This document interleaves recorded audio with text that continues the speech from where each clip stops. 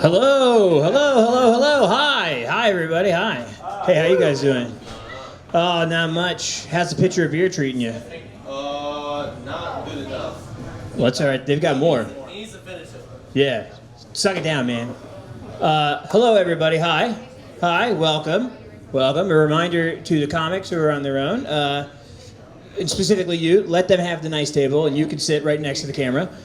Perfect. Hi. Hello, everybody. And welcome to Comedy from Home Sweet Home. Thank you for coming. Thank you for enjoying the beer. My name is Jacob McFadden. I am the host. I'm going to address it right off the bat. There's a weird energy in here, isn't there? Why does it feel so weird, everyone? Audience? It's taxes. Is it taxes? Okay. How many people in this room actually pay taxes? Like, don't get money back? Me. $1,000. A bunch of hands went down. Yeah, it sucks, right? This year I had to pay $3,000 because I claimed my kids and my wife claimed the kids too. Yeah, and then I underpaid by $97, which is another $200 penalty. So. I heard a lot of user error here. No, the IRS knows exactly how much I owe them. They could just tell me instead of making me do the fucking worksheet myself. Anyways, I guess my point is, I hope the whole thing falls to shit. I hope the government burns down. Thank you. Everyone claps today, and tomorrow we'll be back to hoping the schools are better, or whatever you guys are interested in. Who will build the roads? All right, let's get this thing started. My son is 3 now. He's finally discovered pranks. We played a great prank this morning.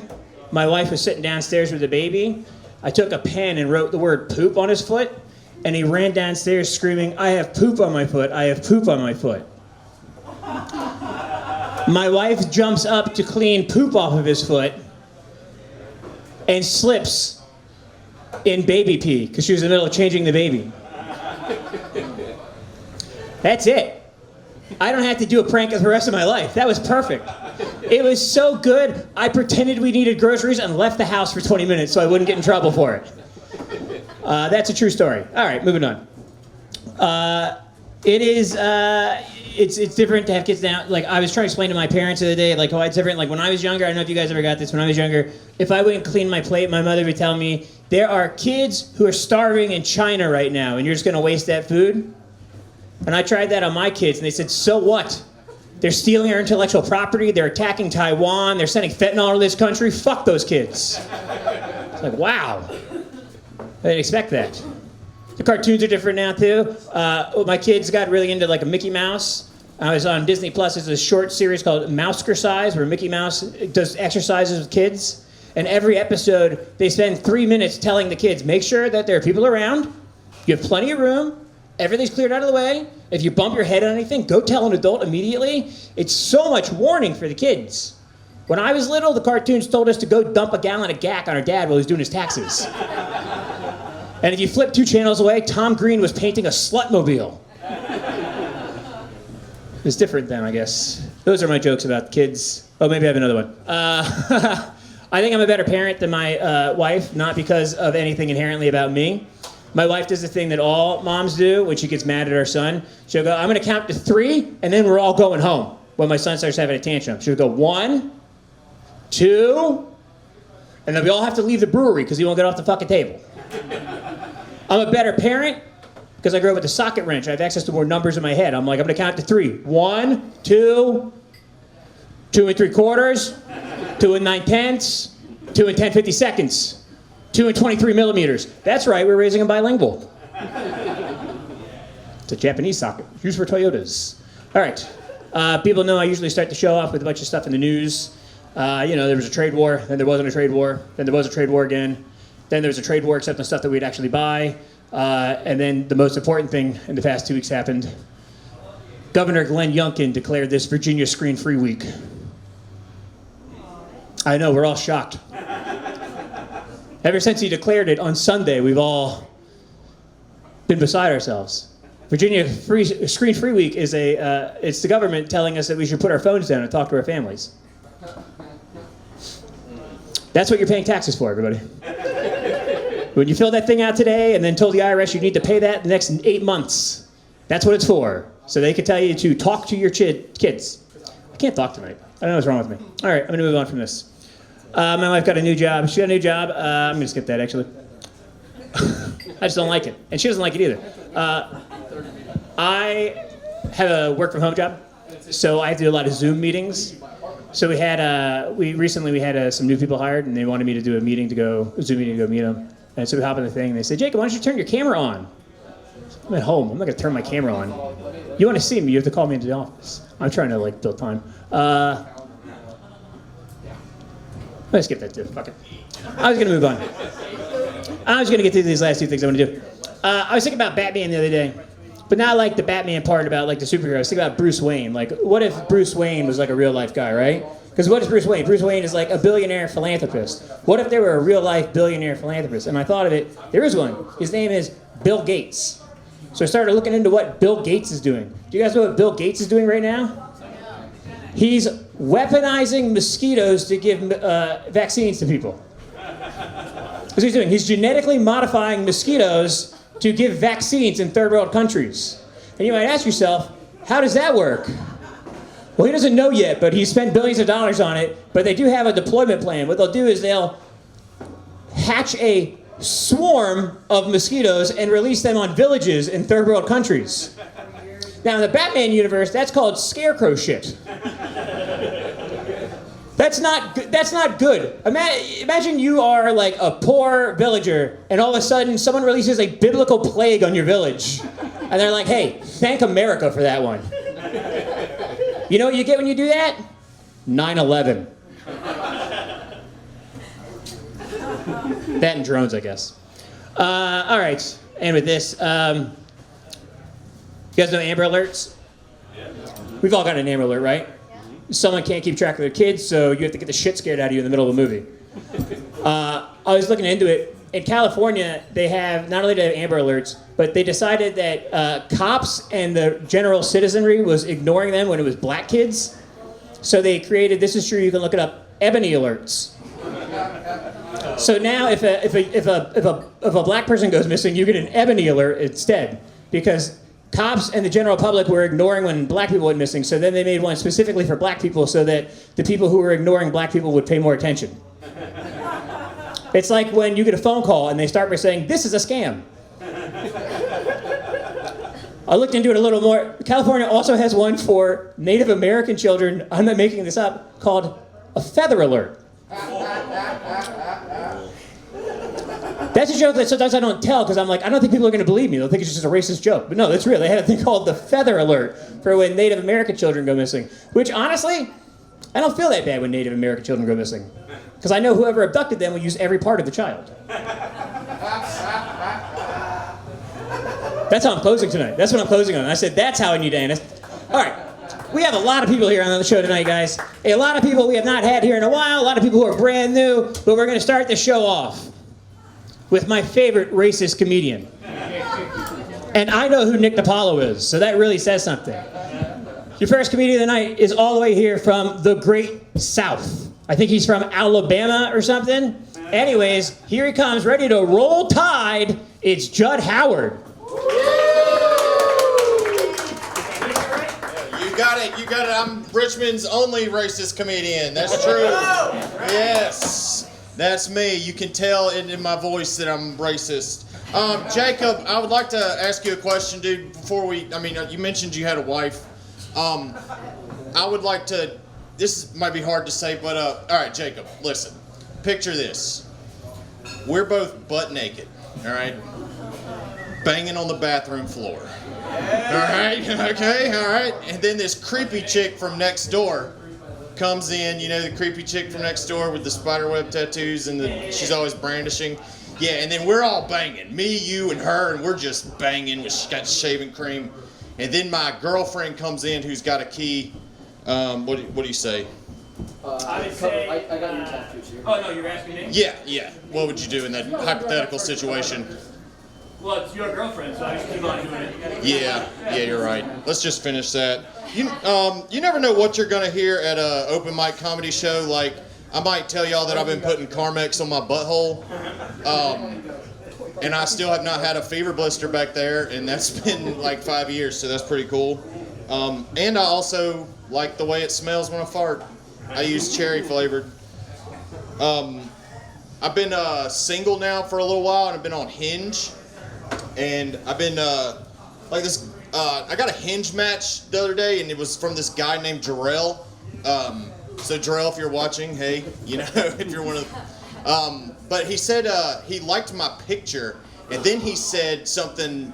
He said, "Hey boy." I'm sure he said it cooler than that. I don't really. I put a little inference, like racist comedian here, you know. But he said, "Hey boy, do you want some of this chocolate chip pussy?" And I was like, "Mr. Jarrell, that sounds delicious." Honestly, I would love some of that chocolate chip pussy. I've never like fantasized about like eating out Auntie Anne, but dude, that's exactly what it would be like.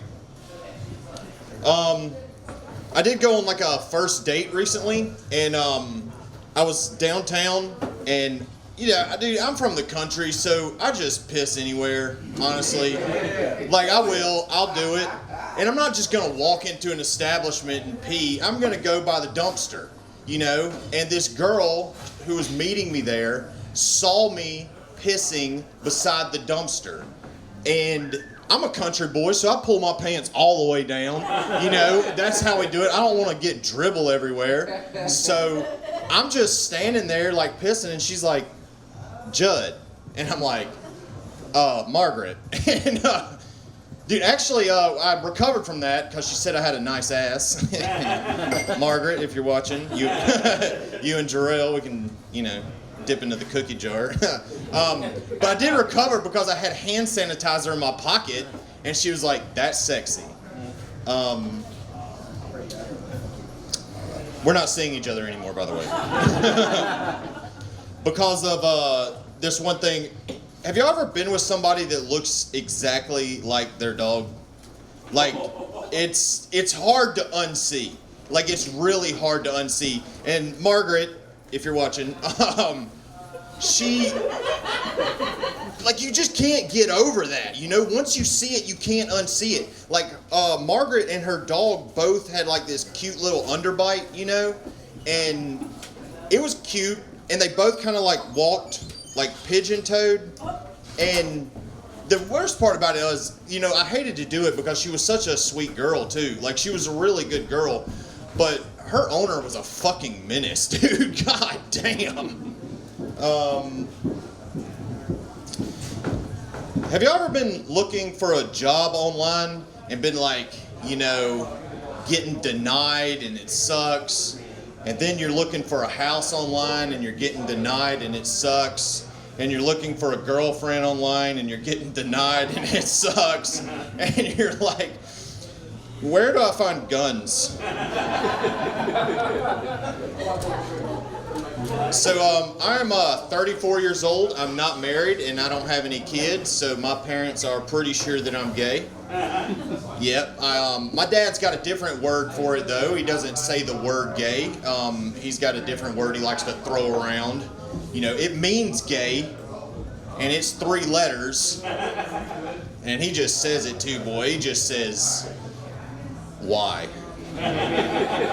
All right, thank y'all so much. Let's bring your host back up here, Jacob McFadden.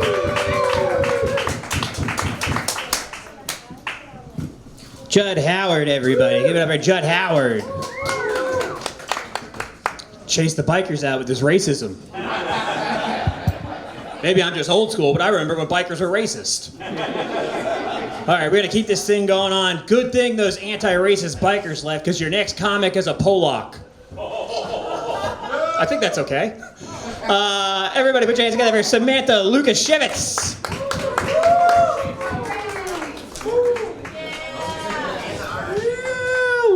This is my first time here, and that was very kind. Thank you. Wow. All right. Give it up for Jud, the most undesirable comic in Richmond. He's a hot guy. I've seen his butt. It's not great. Anyway. Gosh, I filed my taxes today. Did you guys do that? You did? Okay, great. I think you have to. I don't know. I'm not sure. Do you guys know what tariffs are? No. If you're telling me it's import-export tax, you're gaslighting me. They're not. That's not what it is. I'm very, very bad with money. I met with a financial advisor today. I'm 38. I got to get my shit together. And he was asking me questions like, are you married? No. Do you have any kids? No. Do you have any assets? No. Just like shit that's like hurting my feelings. And he was like, okay, you're really starting from the bottom, aren't you? And I said, sure.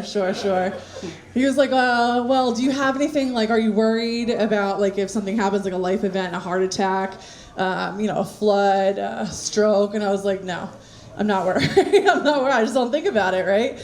And he said, well, do you put away money for savings? And I was like, yeah. He's like, how much? $100 a month, I said. He's like, oh, great. How much do you have saved? I was like, negative $354. He's like, okay, well, what are you going to do? Like, do you have any plans? And I was like, I'll just call my dad. Is that not what people do? They just call their dad. And so he's like, okay, well, let me send you like a follow-up email so we can like, go over some more information. Gave him my email.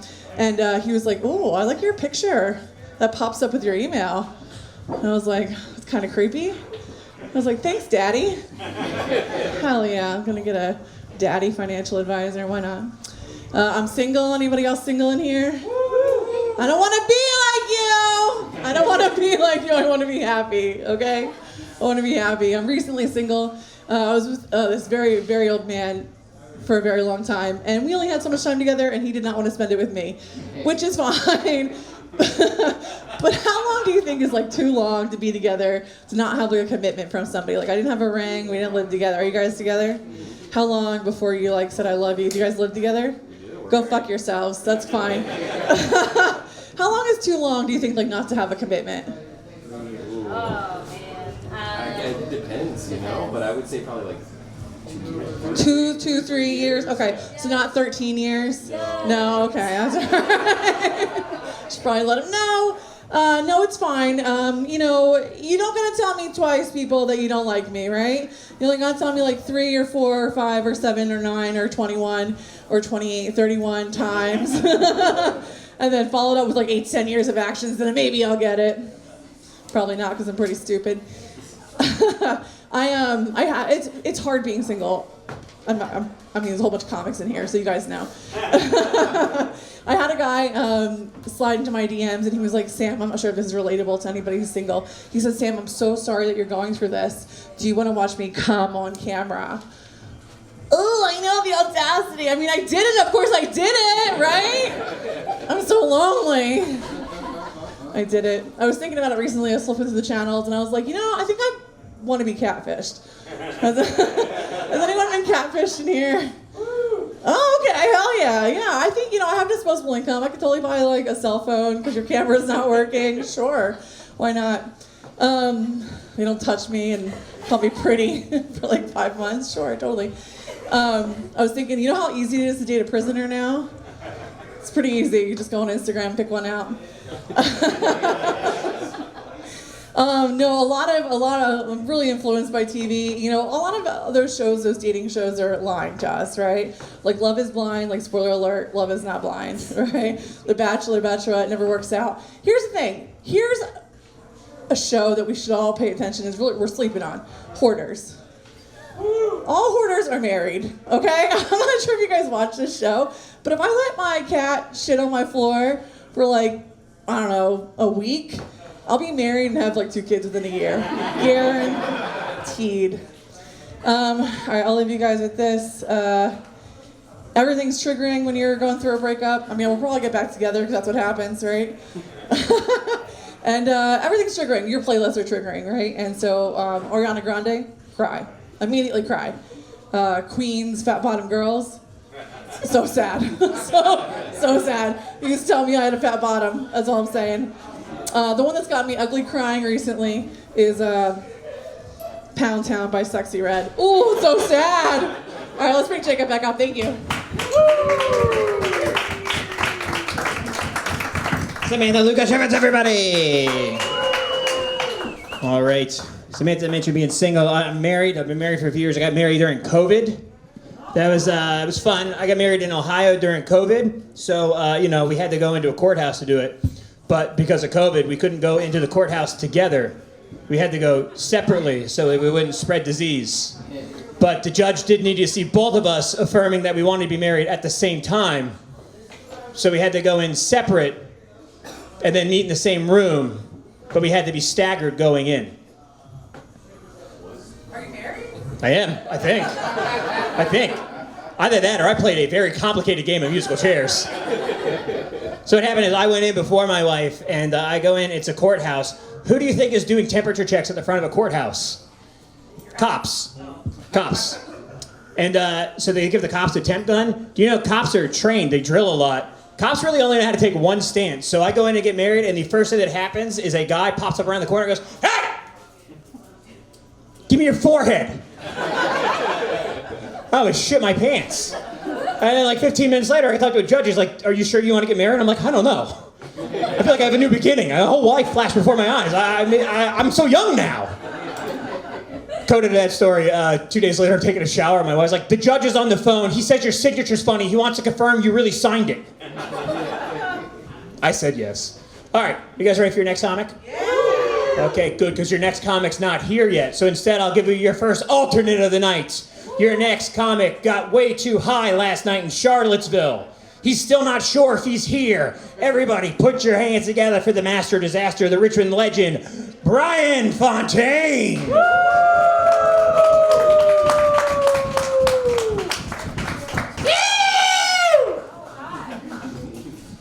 It's like shitting your pants on your wedding day. Hey, isn't that ironic? Don't you think? Hey guys, I got a birthday coming up. Hey, right? Birthday coming up. Ooh, I'm turning 34. Yay. Yeah. Not yay. Don't clap for that. People have been telling me I need to grow up since about middle school. People have been telling me that I need to grow up. Don't worry, this isn't gonna be like a very mature stand-up comedy set. People have been telling me to grow up since middle school. One thing I used to do in middle school that I still do to this very day, about to turn 34. It's this little gag where somebody drops something on the ground, right? They bend over to pick it up, I make a fart noise. This one time in high school, this kid drops his keys, bends over to pick it up, I'm right there. Now, I call that the ultimate shame. Because at first he's embarrassed at his clumsiness, right? He's embarrassed of being clumsy, and then he's embarrassed, oh shit, now all these people think that I farted. They think it was me. I just commit social suicide. But this guy did not go home and kill himself, okay? That's because I think it's because he knows what I know. It's important to laugh first and then think. It's important to laugh first and then think. That's why this guy didn't kill himself. He just laughed it off, right? Perfect example. Jacob calls my name, I come up here, I unzip my pants, I pull out my penis, I have a butcher's knife, I lob off my penis, I go-gurt the innards of my penis into my mouth. What are you gonna do, call 911?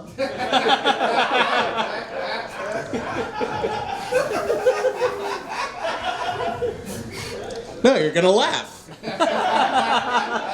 You're gonna laugh and then think. Should I call 911? This guy seems to know what he's doing. Is this art? You laugh and then you think. Thank you very much. I used to have this phase when I was a kid. We go through little phases when we're younger, right? I had a I had a big Lance Armstrong phase. Just biking everywhere, you know. Everywhere I went, I would wear tight, bright spandex. This is everywhere I went. That was my identity, essentially. Taking steroids all the time. Taking steroids in a bright spandex suit every day. This is, I'm like 7. I grew out of it. This is one thing I did grow out of. I had that troublesome elective surgery, remove one of my testicles. I was way too into Lance Armstrong, guys. That was me. We all did it. It was a phase, but we grow out of it. Guys, thank you so much. I'm Bryan. It's good to be here.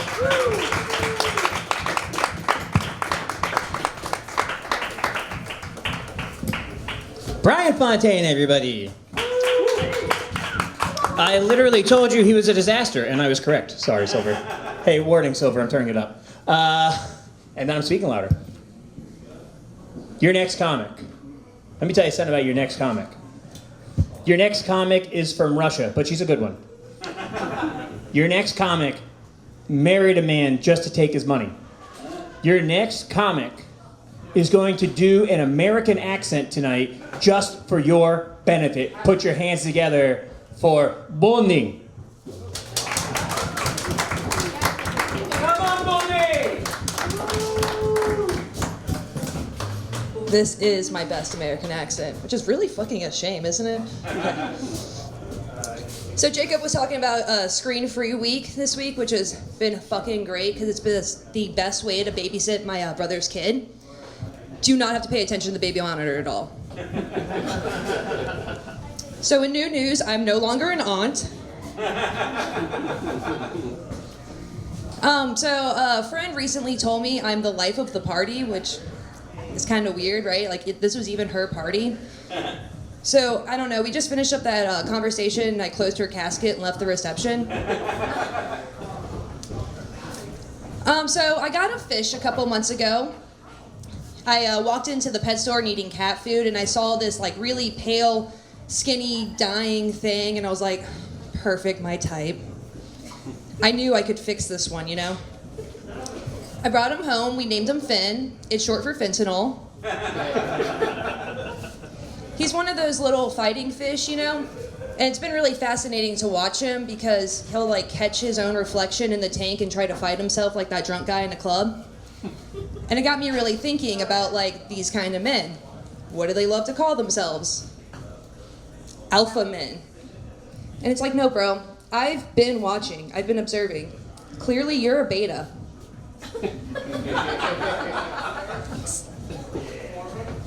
So wouldn't it be crazy if everywhere a man came on a woman's body is where a baby grew? It's not a tumor on your back, babe. It does explain this third tit I've gotten recently, though. And probably why they used to call me Babyface. It's fine, guys. I discovered the greatest at-home abortion, Accutane. So porn's really fun. Yes? Agreed? Yay. Okay, great. It's pretty amazing. You can have anything you want, right? You got your classics. You got missionary, threesomes, that thing where that bitch gets stuck in the dryer and then gets fucked on her way out. Seriously, if you want like to see a clown sucking off a postman, it's there. I did one time just fall into this category of porn I never expected to find, but could not stop watching. It really just consisted of a bunch of male genitalia being doused in fluid and set on fire. I watched that shit for like an hour. I could not stop.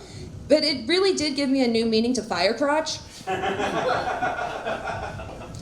There is one genre of porn that's always kind of icked me out a little bit, and that's schoolgirl porn. It's always felt a little like pedophilic. Though it is fascinating, though, because schoolgirl porn is the only school shooting that may end in the creation of life. I guess I'll end it on this point. What's really fun, too, about that is, like, if you shoot a blank in a school shooting, you might save a life.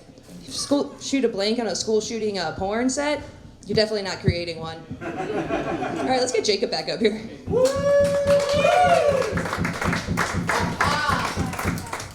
We have our Bonnie, everybody. Come on, talk about porn, school shootings, all this stuff that we like, huh? Come on, it's tax day. We don't like the schools anymore, remember? We discussed that. We discussed that already. I'd have a better grip if gym class was good. All right. So Bonnie mentioned, porn of a clown fucking a postman, which is a great time to promote my next comics weekly showcase at Basic City. He's a postman. His buddy Tyler he does a show with is a juggalo. Everybody put your hands together for the one and only Monty Giles. Yeah! Everyone doing all right with the pollen out there? Yeah? Anyone have pollen allergies? Hell yeah. What is it? Does anyone know what pollen is? It's a weird thing, right? What's pollen? Just yell it out. Isn't that strange how they told us that in 3rd grade and then they were just like, yeah, live the rest of your fucking life. Like, it's really weird. We just don't acknowledge it at all. And it's like, I'm not allergic to pollen, so I feel like a slut because I can just walk through all this cum just completely unbothered, you know what I'm saying? It's like, whenever you see a tree's limbs like blowing in the wind, it's not like doing that, it's doing like, just trying to get it all over you. Like whenever a lumberjack fucking cuts down a tree, all the trees are like, no, what are we gonna do? And it's like, dude, in 6 months I'm gonna cum in his mouth. It's a really cool thing. It's a very, very cool thing. I've been thinking about death. Anyone been thinking about death recently? I've been thinking about my funeral. Like, funerals are, they're so stupid. Like, I don't get it. Just like, yeah, he's dead. You know what I'm saying? I want to make my shit, like, interesting. You know what I'm saying? So it's like, when I die, I'm going to pay, like, a plastic surgeon to give me, like, triple G tits. You know, like, huge tits. Like, you have you ever, like, packed too much luggage in your suitcase and you have to, like, step on it to, like, zip it up? I want that, but, like, that's how you close my coffin because of my bazungas. I want to pay like a old man who's like so much older than me to come in and be like, Dad, no, you got the tits! Also, I'm wearing Juggalo makeup too. That was a thing. It's not as important as the tits, but still, nothing to clown about. Hey. Let's see. Y'all know any Selena fans in here? Hell yeah. So Yolinda Saldivar, the lady who killed her, she's up for parole, right? And at her parole hearing, she was like, oh, I've been getting like death threats. The bitch has been in jail for 30 fucking years. And for anyone else, I'd be like, that's probably made up. But bro, it was Selena, you know? If you don't know who Selena is, if you fingered a girl at a quinceañera, you've heard Selena, you know what I'm saying? She's supposed to be my wife. I don't know. Like, if you can look up videos of like Mexican people hate this bitch, like hate her. So you can at like parties, they'll get like piñatas of Shorty, you know, of Yolinda, and she has like a piñata ass face, so it's perfect, you know. She's a little gremlin of a bitch, but I don't know. And imagine just like, you know, you're a Latina child. And you're trying to make it in the world, and you hear Selena, and you're like, wow, there is hope and goodness. And you find out the bitch is dead, and then you're like, fuck! And then you commit a crime because you don't have Selena. And then you go to prison, and then you're like, fuck, I'm in prison. And then you find out that the bitch who killed Selena is in the same prison. And not only that, but she's old, so it's like an easy dub, bro. You can fuck her out. I hope that bitch lives in fear every night that she's just gonna eventually hear like bitty bitty bang bang and just a bunch of people just walking down the fucking thing. Bang bang. Just stabbing her ass. Cool. I watched anyone see that Menendez Brothers documentary? Yeah, boy, did those boys hate bedtime. Oof. My lord. I only watched the first episode. I I don't know what actually happened, but I assume it was bedtime because why else would you shoot your parents in cold blood unless you did not want to go to bed? You know what I'm saying? Like, you're just like, I'm gonna watch Adult Swim, I swear to fucking God. Like, that's, I don't know, it just has to, because they're 18 and 21, you know what I'm saying? That's prime, like, fuck bedtime age, you know what I'm saying? And then your father comes in and is like, go to bed, it's 9:30. And then you have to get in a bunk bed with your stupid brother Lyle. So you're like, we're gonna murder their parents, and their bedtime's at 9:30, so like, we're gonna murder them at 9:25. Just to be sure. And then you go throughout the house, and you're still wearing your onesie, you know what I'm saying? Because you gotta sell it. And you go up to your dad, and you're like, sweet dreams, father, bang! And then you go up to your mother, and you're like, you ever seen Inception? And she's like, no. And you're like, fuck, bang! And then you kill both of your parents, and you look at your brother, and you're like, we've killed our parents, bedtime is no more, what do you want to do now? And he's like, I'm kind of sleepy. I need to find a better ending to that. He's too sleepy, so he killed his parents for no reason. And he's scared of the dark. That's part of it too. All right, whatever. My name is Monty Giles. I run a weekly open mic at Bay City Beer Company. We only have 6 shows left. Come check it out. It's very fun. Give it up for Jacob.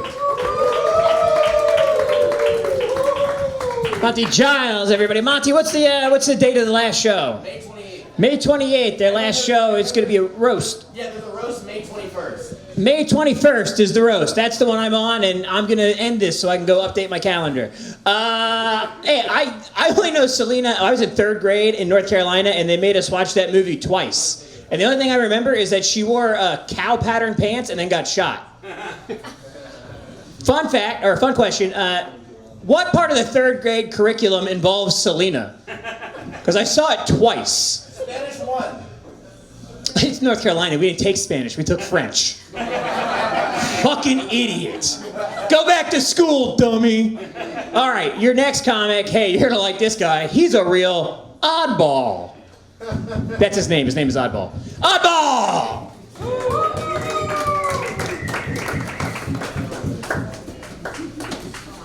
Thank you. Yeah, I'm Oddball. Not 8-ball. I saw one dude in the back kind of perk up. Nah, go by Oddball. 8-ball would be a little too on the nose if you catch my drift. So, first off, I want to apologize to anybody who might have happened to catch my show over at the Grove last night. I literally just started doing this last week, and last night I think I bombed. I mean, I felt like I was way off track. I couldn't keep anything together. So what I decided to do last night, I stayed up all night. I wrote a little shit that I hadn't done before. I said, you know what? I'm just going to introduce myself. Since I'm new on the scene, I want to introduce myself. I think first and foremost, I think every one of y'all should know I'm in recovery. No, please don't clap. I have a porn and masturbation addiction, but I am beating it. But no, on a serious matter, I shouldn't joke like that. I know there's a lot of people out there that do suffer with all kinds of illness and disease. That's why this weekend I'm actually hosting over in Mechanicsville a seminar for people who have ED. All of y'all are invited. Just please let me know if you can't come. All right. They're all cheesy, they're tactless, but it gets us going. Lets me know you, lets you know me. Anyway, I really need to push that aside. I'm trying to give up sexual innuendos in my act, but so hard. But anyway, I did just move to Richmond a couple weeks ago. Well, about 18 weeks ago now, first of the year.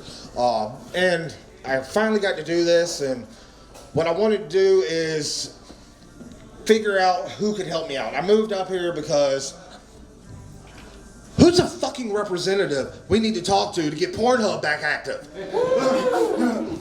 See, somebody knows what I'm talking about. Every time I go on now, I went 3 months ago to South Carolina, got on. 2 months later, I couldn't get on in South Carolina again. What the hell is going on with Pornhub? It was okay when they took mine and my wife's videos off. It was okay when they took mine and my girlfriend's videos off. It was okay when they took my wife and her girlfriend and whoever that other dude was. That was okay. But not letting me own it all? Come on now. Let's see. But yeah, I'm trying to find a representative. I moved up here and nobody can tell me. What do we have to do? Do we need to get a damn petition? Do we need to have a march? What? I mean, I ought to have enough people to sign just by all these horny locals in my area that want to meet me. I mean, shit, they all fill the whole fucking list. But I'll be honest with you, I'm kind of happy Pornhub's gone. It's kind of a downward spiral. Any of y'all ever got caught on a damn Pornhub spiral after a damn night of cocaine? You're sitting there, you're flicking through, you're opening the tab, you know you want to watch it, you get all quiet, get to yourself, sit in the recliner, fucking pants around your fucking ankles, phone in your hand, and you're just scrolling. I'll look at it later. Scrolling. I'll look at it later.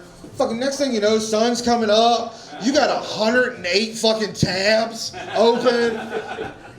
And you realize, shit, my dick is not hard, but I'm still holding it. I better finish the fucking job, because I don't know about y'all. I'm gonna finish the job. Hell, I'll do whatever I have to do. If I gotta stick a fucking finger in my butt, I'm gonna get it back hard. I just sat there all night.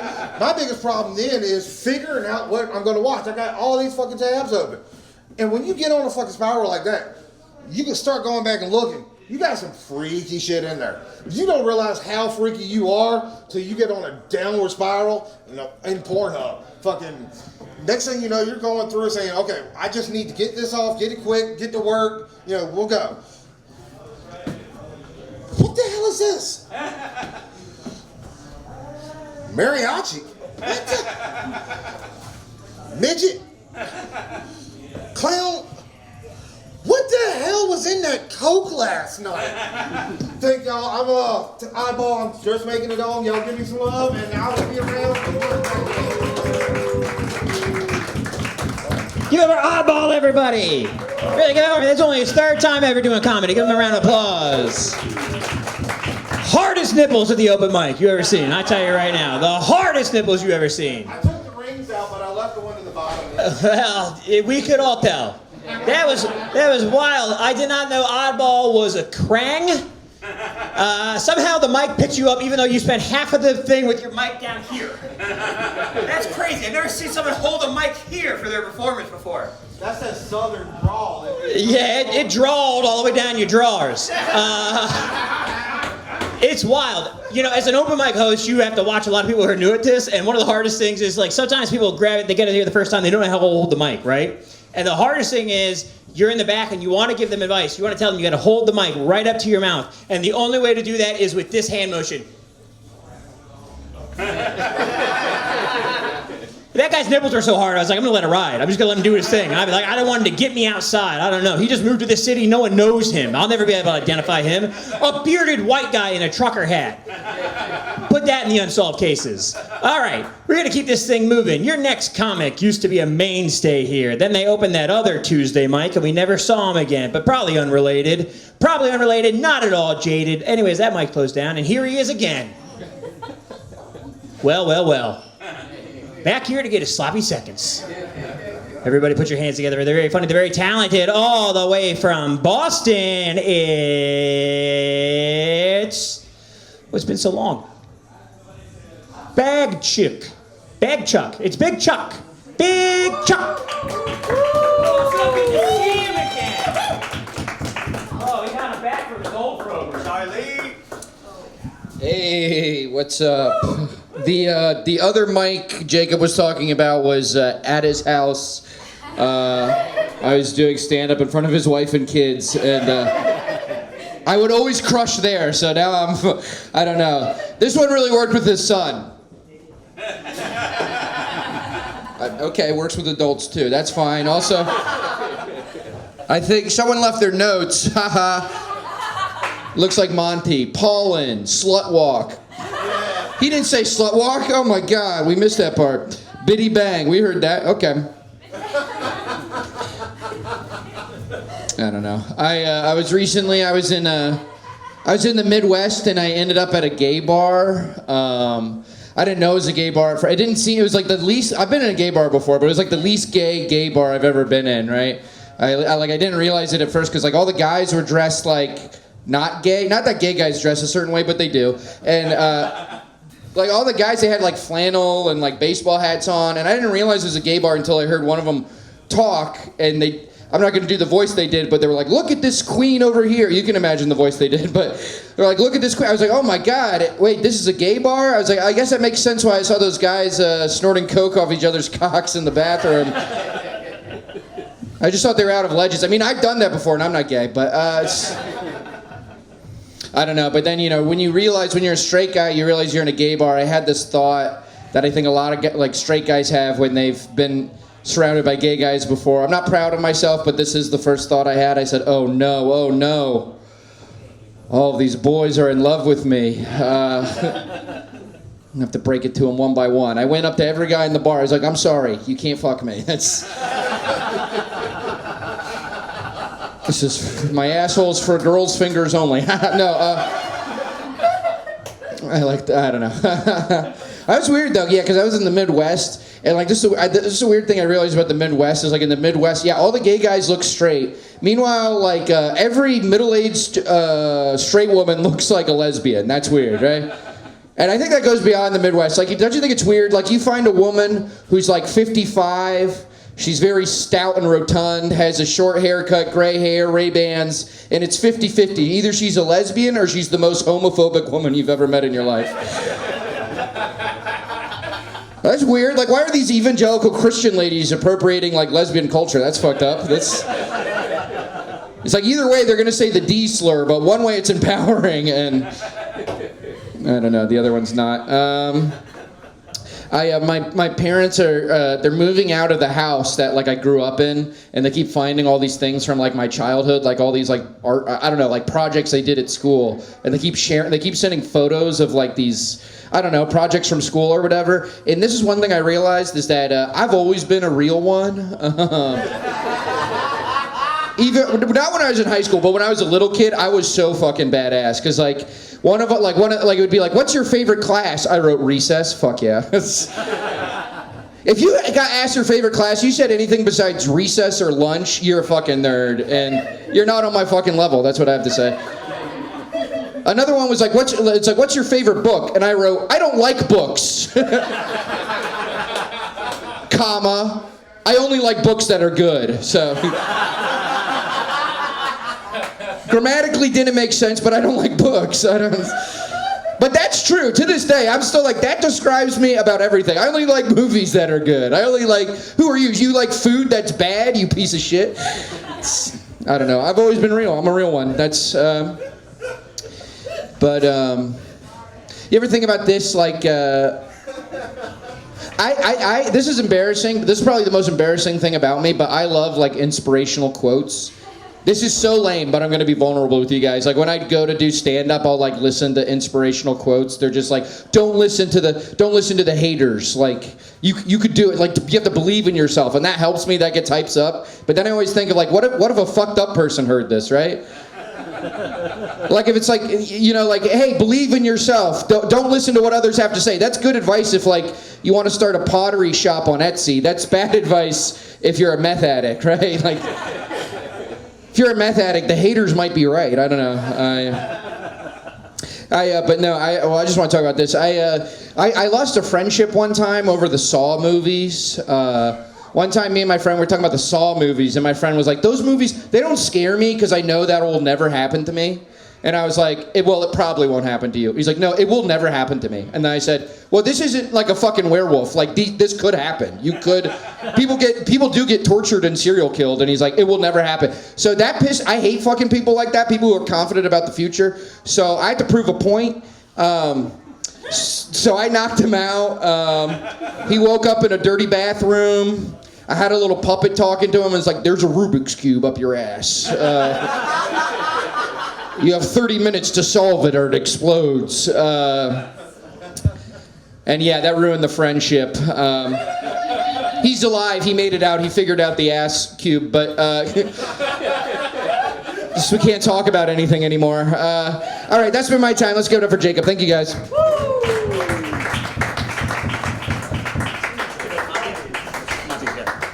Big Chuck, everybody. Keeping over Big Chuck.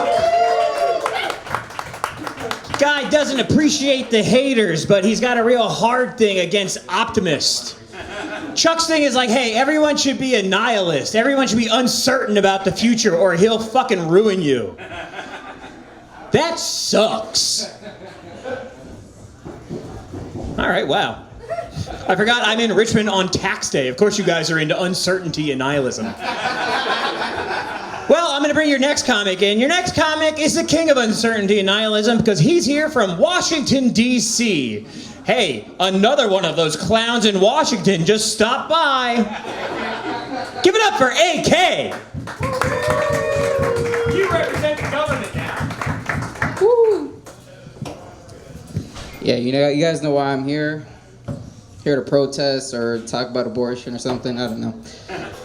It's a pretty cool place here, though. $2 beers. I don't get that out in D.C. Plus, there's no black people here, too, so I don't get that in D.C. either. Okay, I'll do the jokes. All right. I like drinking a lot, honestly. I don't think I'm an alcoholic or anything. I just think I'm about to be a really good stepdad one day, you know? The thing is, though, like, I can give you some advice. Never pray while you're drunk. Because then you're going to start wagering things with God you just don't mean, you know? Like, please, Lord, I won't ever touch the bottle again if you can bring this hooker back to life. Trust me, he won't bring the little boy back. That's gross. Okay. I think cigarettes are better than vapes, honestly, because you can't ash a vape on my taint while it gave me a hand job, you know? You know what I mean, guys? This is relatable. I just think I miss her. Have you guys ever tried texting an ex, you know? Yes. Yeah. The bad thing is, like, you should never text an ex drunk, no matter if it's 2 o'clock, you know? All right, she understands it. I think I'm a good neighbor, honestly. I saw a dog run across my yard the other day, and I wanted to catch it, because I don't want to see a dead dog. That would suck.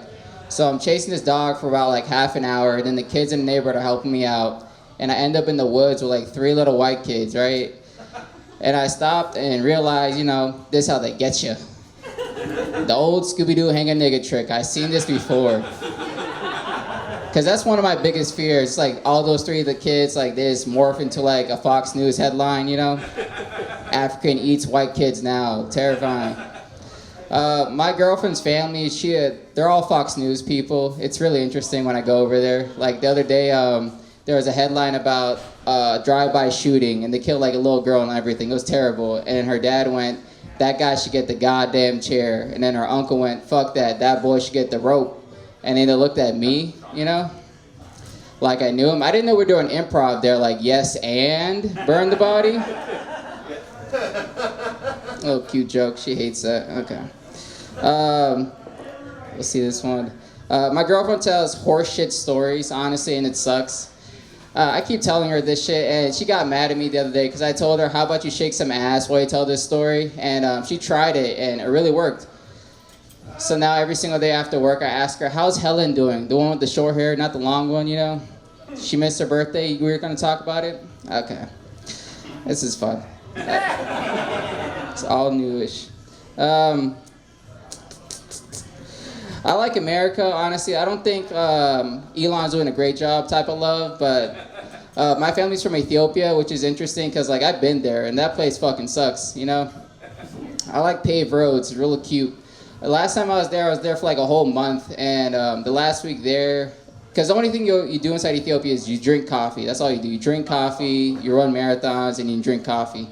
So the last week there, I wanted to give the waiter a nice tip because she was doing a really good job. So I gave her $10, 10 American dollars, and then she just broke down in tears. She's like, "Oh my God, it's gonna cover my rent. It's gonna cover food for the rest of the month." And I started to feel bad because I'm not Mr. Beast or anything. So I wanted to leave, you know, because I also had $20 in my pocket, and the evil thoughts started to come out, you know, like what would she do? Whoa, no one here is a pervert? Okay. I said if I gave her $20, would she suck my dick? Okay, whatever. All right, just figure it out. It sucks over there. Either way, I do like America. You know, the thing I like about America the most is the accents. Like, we found a way to fuck up English 50 different times, you know?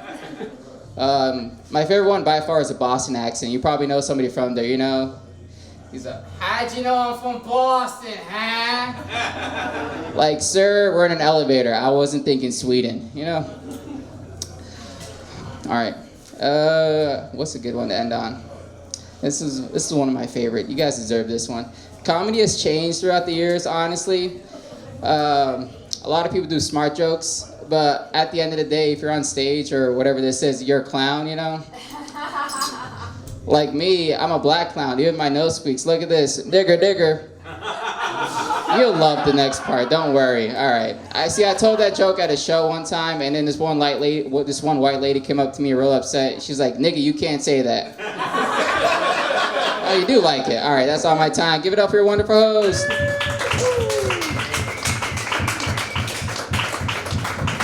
Over 8K, everybody. We've never met before, but I swear to God, I used to do the same exact nose joke. AK up here to let us all know, breaking news, Ethiopia sucks. I like AK. A lot of jokes about taking advantage of women while looking like a lesbian DMV supervisor.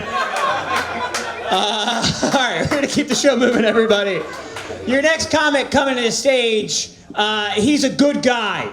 He's a smart guy. And if you do put a review on Yelp, leave his name off of it, please. Everybody, it's James Copeland. James Copeland, everybody. That is true. He used to be in a white reggae band. One day a year, my wife and I get to go out and drink because we leave the kids with somebody, and we went to Strange Matter and saw James and his band. James was playing saxophone in the heat in a bathrobe and kept making eyebrows at me. And I did what I'm supposed to do. I'm hanging out with my wife and ignore the crazy guy playing saxophone in a bathrobe. And 3 weeks later, he's like, "Did you not recognize me? Did you not know it was me? I was making eyes at you the whole time. Did you guys not have a good time? Did you not enjoy it?" That was his face the whole time. Yeah. That's what I was getting. Because this was his face.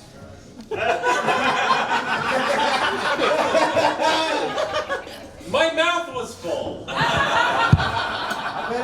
And it wasn't spit coming out of the valve. I implied he had a mouthful of cum while playing reggae.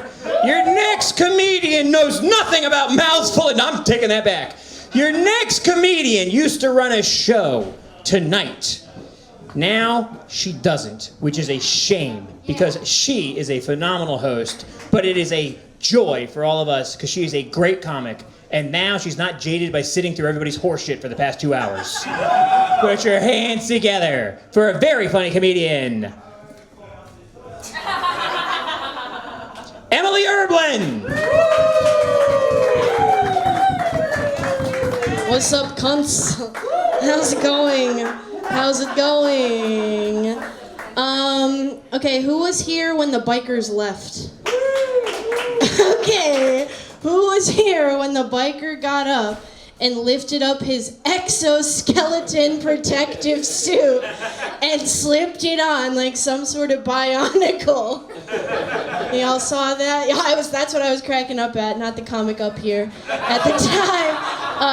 Because he's like getting his Beatles suit on. If you weren't here, okay, it was like a catcher's suit from like, you know, like a Major League Baseball catcher's suit, okay, except it didn't cover the goods. Okay, it covered like his pecs and his tummy and his arms fully, but bro is wearing like 6th grade study hall gray boner sweatpants, okay? He's getting ready to hop on the hog, and he's left his hog out for the road, all right? Why would you need to wear protective gear like that if you're going to leave your boys out in the cold? What's up with that? Okay, also I wanted to comment on Shania Twain. Shania deserves to go by just Shania. Thank you. Okay. If any artist today, Beyonce, okay, she earned it, but she also really never tried to go by Beyonce Knowles, okay? Shania deserves to go by Shania, but she's humble enough to keep the Twain. She's our humble Canadian queen. I like gardening. Spring is my favorite season because gardening is like my main hobby. And it's cool to have a hobby that like I just do for fun. but other people do as a full-time job to like keep us alive. You know? Like intravenous drugs. I like gardening slightly better though. Let's see. Politics. Did anyone talk about politics tonight? Yeah. A little bit. I don't like to talk about politics that much because my ex was super political. He always wanted to bring up the economy, which is why now I know a lot about tariffs. Right, 'cause every time we talk about it, I'd be like, no, all tariff, we don't use lube. Thank you. They call me the Punisher. Thank you. With 2 N's. My best friend is moving to Oklahoma. Panhandle State. She's not going to become a panhandler. She actually got a good job. She is going to be managing the Lipton factory. You know, we all love Lipton. We all love a little iced beverage. But she's been really stressed about it. She's been calling me every day on the phone because apparently it's just a lot of drama to manage. Earlier today, she called me and I was going for a walk. I had to sit down. I was like, okay, tea.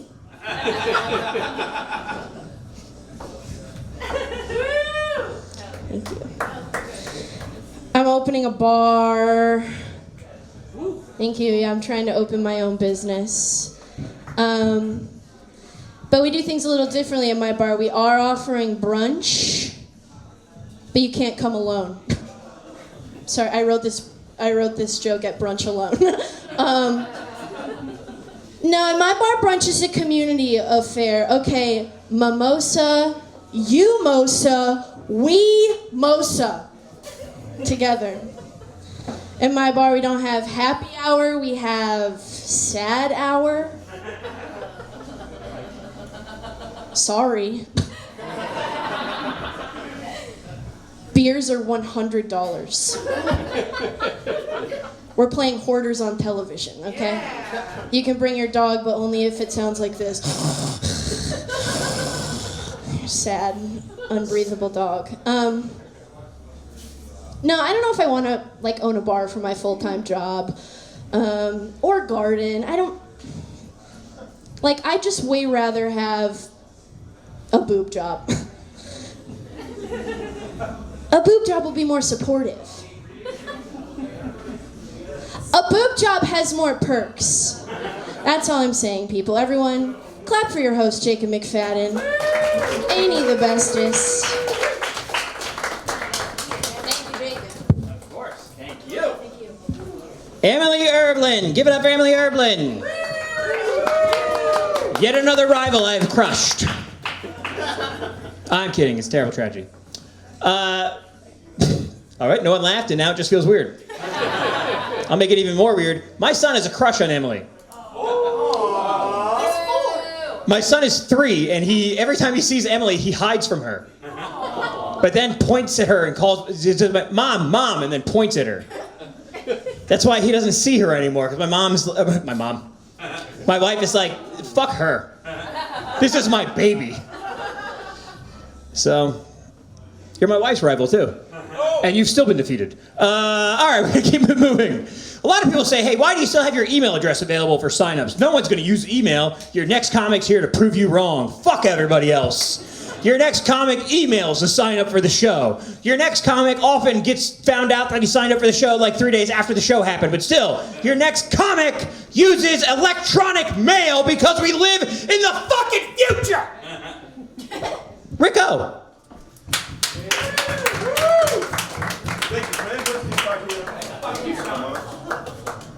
Thank you, everybody. Thank you, Jacob. You're doing fantastic. We do have technology. We are not cave people. Well, some of us might be, but that's, don't tell. Don't ask, don't tell. If you're cave-like, hey, you and I can relate. Anyway.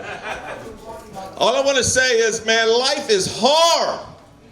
And guess what? The miracle of spirituality and Easter is upon us, Passover if you're Jewish, and just plain nothing if you're atheist, you know. Keep it alive, keep it diverse. That's just a statement, no joke there. I thank you for your silence. And we're going to keep things rolling here. And, you know, life is so crazy. Sometimes, politically speaking, it's a debate of whether keeping the truth down, keeping the lies up, keeping everything in. Anyway, what I'm getting at is I'm a little verklempt. I'm a little bit upset. I've been threatened just before I got here, so I'm a little confused. I'm going to be a little off. And that's why I'm going to be doing a little music. Try to keep myself soothed and keep her giggling. Anyway, anything to keep you laughing, because sometimes you get so bloody depressed. I'm telling you, you become like in a coma. You're a walking coma. It's all like, what the hell is going on? I'm depressed. I'm not feeling right. Somebody laughed. Do I have to torture giggles out of you? Do I have to just be nice? What a concept, being nice. In fact, somebody said the other day on Facebook, now I'm taking people's jokes. That's wrong. I caught myself, though. I'm not going to do it. I'm getting serious here. And I like that. Get these sneak laughs in. I like it. Sometimes you just want to get out there and say, what the hell is going on, folks? Anyway, this is probably what it is. It's just a lot of getting back to the Easter saga. It's like so bizarre. There's politics. Jesus is just... He's roaming with his entourage. He's trying to tell some good stories. I think he was deep down inside a comedian that is, with proper enunciation and telling all sorts of wonderful stories. He had crowds of people saying, go, Jesus, go, tell us all about it. Well, hey, I tell you what, I think I might be killed. Whoa, it's probably because you've been saying a lot of truth, Jesus, and a lot of crazy jokes we can't handle.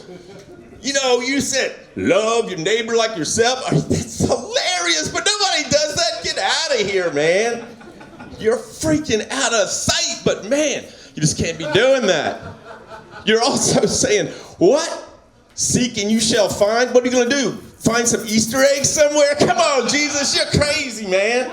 Stop it. Stop it now. Now listen. If I go away, they're trying to cancel me. This is what I foresay or forspoke, or, by the way, I like to do a lot of time travel. I'm just sneaking in and checking out what Jesus is saying. And I was from the future, but then I went to the past and I came back to the present, and here I am now, freaking out. I don't know. Just dealing with it. I'm telling you, I'm in a coma state. It's depressing. So I go to Jesus. Jesus, what do I do for hope? He goes, listen. Your time's almost up, so you better get right, says that to Jesus. How do you know you're right? The light comes in, I can't do my regular farming and toiling. And sometimes I think people are oppressing me. Jesus says, yes, I know. You just seek, you shall find. No goodness. Try to be good to people, even if they freaking are mean to you, go ahead and bless them. What? Are you crazy, Jesus? Well, anyway, Jesus is then coming up and saying, listen, I might have to go away. Hey, well, listen, it's been fun, Jesus, but we're not going to dare go, listen, is Jesus, where am I going? Jesus, again, I'm Jesus, I apologize. I've been doing a lot of imaginary drugs, but I'm with you, Jesus. And I just want to say, I've got to go soon. Sometimes I get a good feeling. Sometimes I don't even know why I'm laughing. But I know they can't cancel me. I'll just be brought back to life. Oh, 3 days from now. Oh, sometimes you get a good feeling. And you sometimes sing on key. And I'm going to keep on laughing despite all the pain. I got one more joke. I know they tortured me, but I say bless them. For they do not know what they do. They don't know how awesome this set was. I'm living, I'm going to come back. They're not going to cancel me. I'm coming right back, and I'm going to be better than ever. So I'll see you then. I'm going to be chilling with Jesus. Because it's Easter. I don't know. I think he's pretty cool. And you guys are awesome. Just give it up. Give yourself. And I'm just, I'm trying to deal with the pain. I appreciate it. I'm out. Peace out.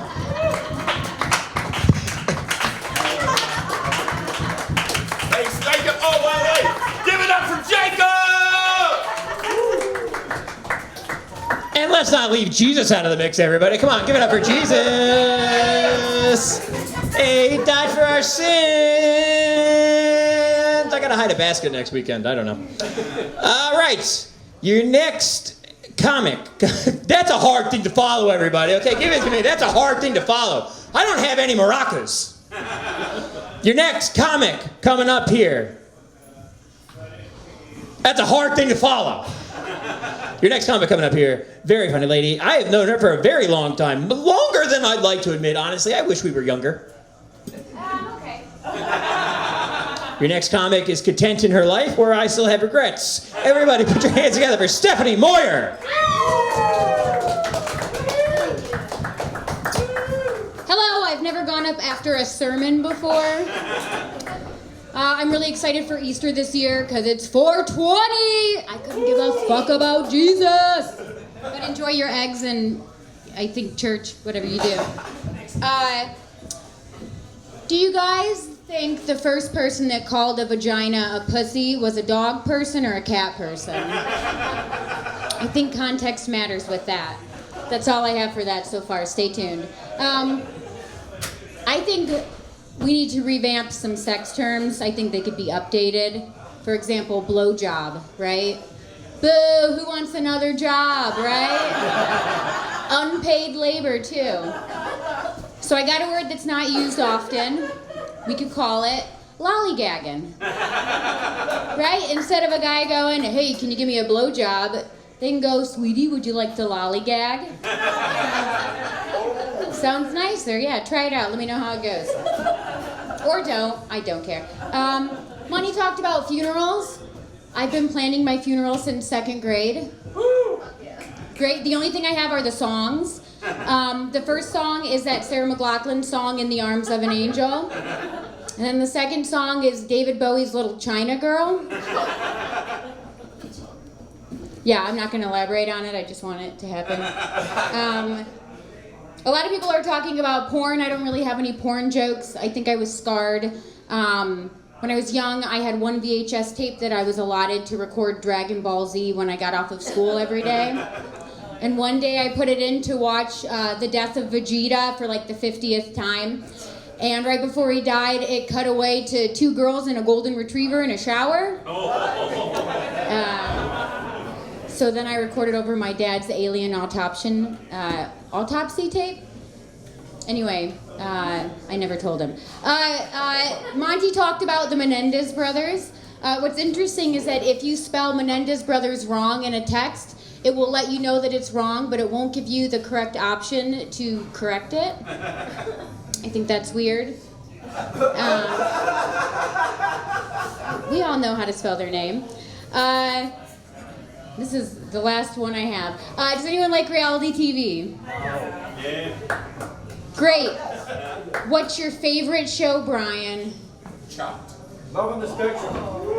Okay, I'll take that one too. Chopped and let's use Chopped and Love on the Spectrum. You gotta kill us. So my favorite reality show is when I watch my friends that are couples fight. You wear glasses, you know, you just kind of slide them down, frame them in, disassociate, it's pretty great.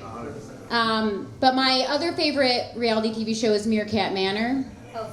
Came out in 2005 or something, forever ago. Yeah, okay, you know. It's the story of Flower. She ran the hood. And at the end of the season, she gets killed by a king cobra protecting her babies, right? Did you cry at 3 o'clock in the morning? Okay, so I think that was the best ending to a reality show I've ever seen in my life, and I think all reality TV shows should end with a king cobra somehow. Like you said, Love on the Spectrum.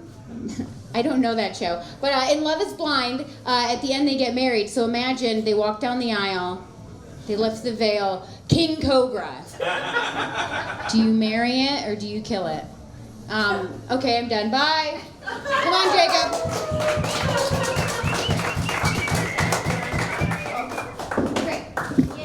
Stephanie Moyer, everybody. Stephanie Moyer got up here and said she didn't give a fuck about Jesus.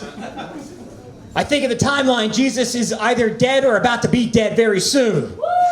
That is a weird time to say you don't give a fuck about Jesus. My wife personally is very excited. This Easter, as Stephanie said, falls on 420, and she's not pregnant and she's not nursing. She's like, I'm gonna fucking live it up on this Easter. She's already bought 6 different Easter baskets for the kids. We only have 2 of them. And there's 2 Amazon packages coming tomorrow. I don't know what the fuck's going on. All I know is I'm not opening any cabinets on Sunday. All right, there's a guy outside that's about to kick the shit out of James Copeland for growing weed outside instead of under a tent. It's fascinating. There's been a lot of stupid fights here, but this might be the best one yet. Your next comic goes by the name JD, which is not a legal name. That's a nickname, and he's choosing to keep that nickname after the last election. So you do what you want then. He's wearing a t-shirt that says he's a fan of mine. I'm very confused. Everybody, put your hands together for JD Novelli.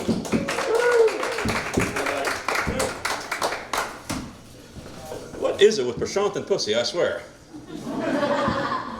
I think you left your hat up here. No, it's my hat now. Oh, man. Because I like Jesus too.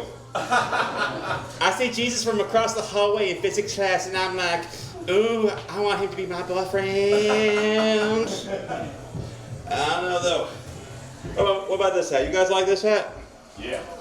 You know, a lot of people, they see this hat and they say, thank you for your service, but they never see the rainbow pin and say, thank you for being gay. Because either way, I am servicing my community. I'm just going to take a quick poll because we look like we have a pretty diverse crowd here. You know, we're from every part of Virginia. Do I sound country at all, maybe? Of course you're going to say you sound a little bit country. Louie, I will get to you in a minute. Because when I was... Oh, Louie is very country. But now, because, see, when I was earning the hat, I was stationed at Fort Drum, New York, 80 miles outside Syracuse, 30 miles south of the Canadian border. And everybody in my unit was either from Mexico or Jamaica. So when they heard me talk, it was like watching the Beverly Hillbillies. They loved me. They were like, hey, Private Novelli, how far away would you say that hill is? Well, Sarge, it's down the road a spell. Oh, a spell, is it? Now, I can take that, you know, because it's, you know, you talk shit with each other. That's just what you do. But I decided I was going to come back, marry a nice Petersburg girl, and bring her back up to New York with me. That was a mistake. Because if they thought I was country, they unloaded the cannons on this poor woman. They would, like, walk up to her and say, hey, do you know what toilet paper is? We have it in my country. I don't know if we have it in yours. I was like, okay. These people are just like, you know, New York mean. I'm pretty sure we're not that country. So then, around about 2010, I deployed to Afghanistan, like all the fashionable people were doing at the time. And I am nothing if not a trend chaser. We get a call, says her grandmother passed away, and I couldn't, you know, come back take her to the funeral because, you know, Al-Qaeda had to be a dick about it. So I call my parents and say, hey, can you take her to the funeral in my stead? And they just show up wearing their normal church clothes. You know, my dad's got like a black suit and a black tie, and they walk in, and it's like the New York contingent just walked into the room. They see people that are like plaids and the Uncle Elmer overalls, and they're like, damn, Stephanie married into some money. But the one thing that I always remember about my first marriage, because I like to remember, you know, at least the reasonably good times, is when I met her father for the first time. She hadn't seen him in about 5 years, so she was like real tense. It's like right before we got married, so she like had a whole bunch of stuff on her mind. And we're getting dressed up nice. We're gonna take him to the fanciest restaurant in town, Applebee's. And the dogs are pissing me off. Now, I don't want to get my nice New York church suit all dirty, because if there's a funeral, I also want to look like I have more money than everyone else in the room. So I just pick up a pillow, and I'm like, get out of here, because that's not going to hurt a dog, I don't think. We go, and we meet this guy. I haven't even spoken to this man yet. She hasn't seen him in 5 years. Very first words out of her mouth there, Daddy, he threw a pillow at my dog.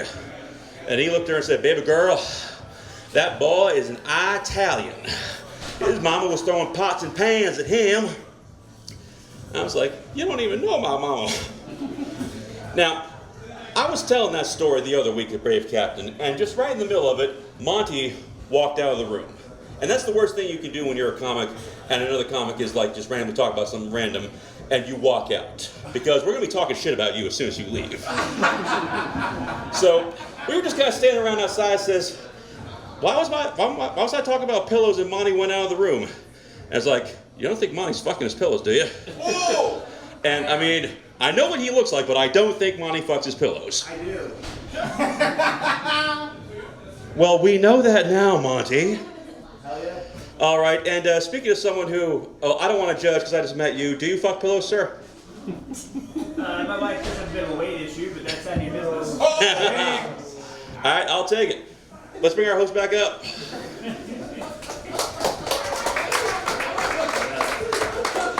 So, this goes without saying, but delete that. JD, thank you for being gay. If you have a Purple Heart, I will be asking no follow-ups. All right, your next comic just recently went to space on a giant penis and then returned to Earth on a giant tit. You guys don't watch the fucking news? Is it because it's Virginia Screen Free Week? You guys didn't watch the news? Well, she's about to go off like a firework. Everybody put your hands together for Grace Moyer. I call them Florence J. Thank you. I know who that is. Do you guys remember when Justin Bieber went to the Anne Frank house? You guys remember? Well, so they have like a little guest book for people to sign, and he wrote in it, he was like, Anne Frank definitely would have been a believer. And we know that's messed up. I get why people were mad at him for it. I think we can all admit he's not wrong. But, you know, I thought it was a cool idea, so I've been trying this new thing. Anytime I see, like, a tree or something with a memorial for, like, a girl that died in a car accident, I just leave a little note that says, R.I.P. Fallen Angel, she would have loved my stand-up. Any fans here of R. Kelly's Trapped in the Closet? Yeah. I'll be brave. I love Trapped in the Closet. I think it's really cool. I think it's really cool how R. Kelly's character pulls out a gun anytime he experiences social anxiety. Like at one point he pulls a gun on this gay couple and he's like, "You have 30 seconds to explain how you met." It's like, why did you need a gun for that? You could just ask. But I thought it was a cool idea, so I was thinking about buying a gun, you know, just so I could be like, "Freeze, motherfucker! Are you mad at me? Tell me why you've been so distant lately. Say you haven't been distant, I swear to God, I'll kill us both." Okay. I don't know why you guys were on board for all of it, but not that part. Okay. One time I was with this guy and he was like, "It's so weird, like the sex is so amazing, but we're such polar opposites." And I was like, I don't know why you would say that. Like, I don't think we're all that different. And then I looked over at his gun sitting on my sewing table. Yeah, I like to sew. One time I was texting this guy, I was like, "What's your moon sign?" You know, because I'm annoying, like just asking your horoscope is not enough. I need the details. He told me he was an Aquarius moon. I said that was hot. But then later we were fucking and he was like, "You like that Aquarius placement?" It's like, not that much. You'd be fucking normal right now. Yeah, communicating with men is always, it's weird for me. I don't know how to talk to them. Like one time this guy told me he had half ED, and I was like, oh my God, me too. Only when I'm on my meds, and it's not a full ED because I don't want to get so skinny I don't have tits. That was when I found out men have a whole different ED. I'm a nail tech. I give mostly pedicures, but the one thing I refuse to do is my own toes, because anytime I try to give myself a pedicure, I'm just like, is that my feet or my pussy? Oh. Thank you, Charlie. One time recently, I was at work at the nail salon and I thought I saw my weed dealer. And, you know, he had like dumb little sunglasses on. I was like staring at him, trying to figure it out. And when he got up to leave, this one old lady was like, what was that guy, some kind of famous athlete or something? And I was like, oh my God, that is so racist. I thought he was a drug dealer.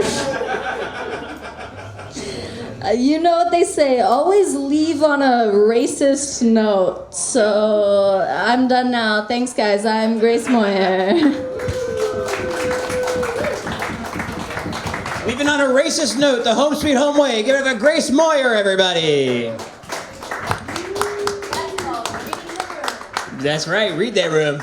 Grace started the show off by asking if everybody enjoys Trapped in the Closet, and I do. I miss when everyone in this country agreed on a single thing. Men are for women. I would like to say I'll never say that again, but I know that's not true. Your next comic coming to the stage has been quietly observing the whole show, watching everything, waiting. He's ready. Palms wet. Knees are sweaty.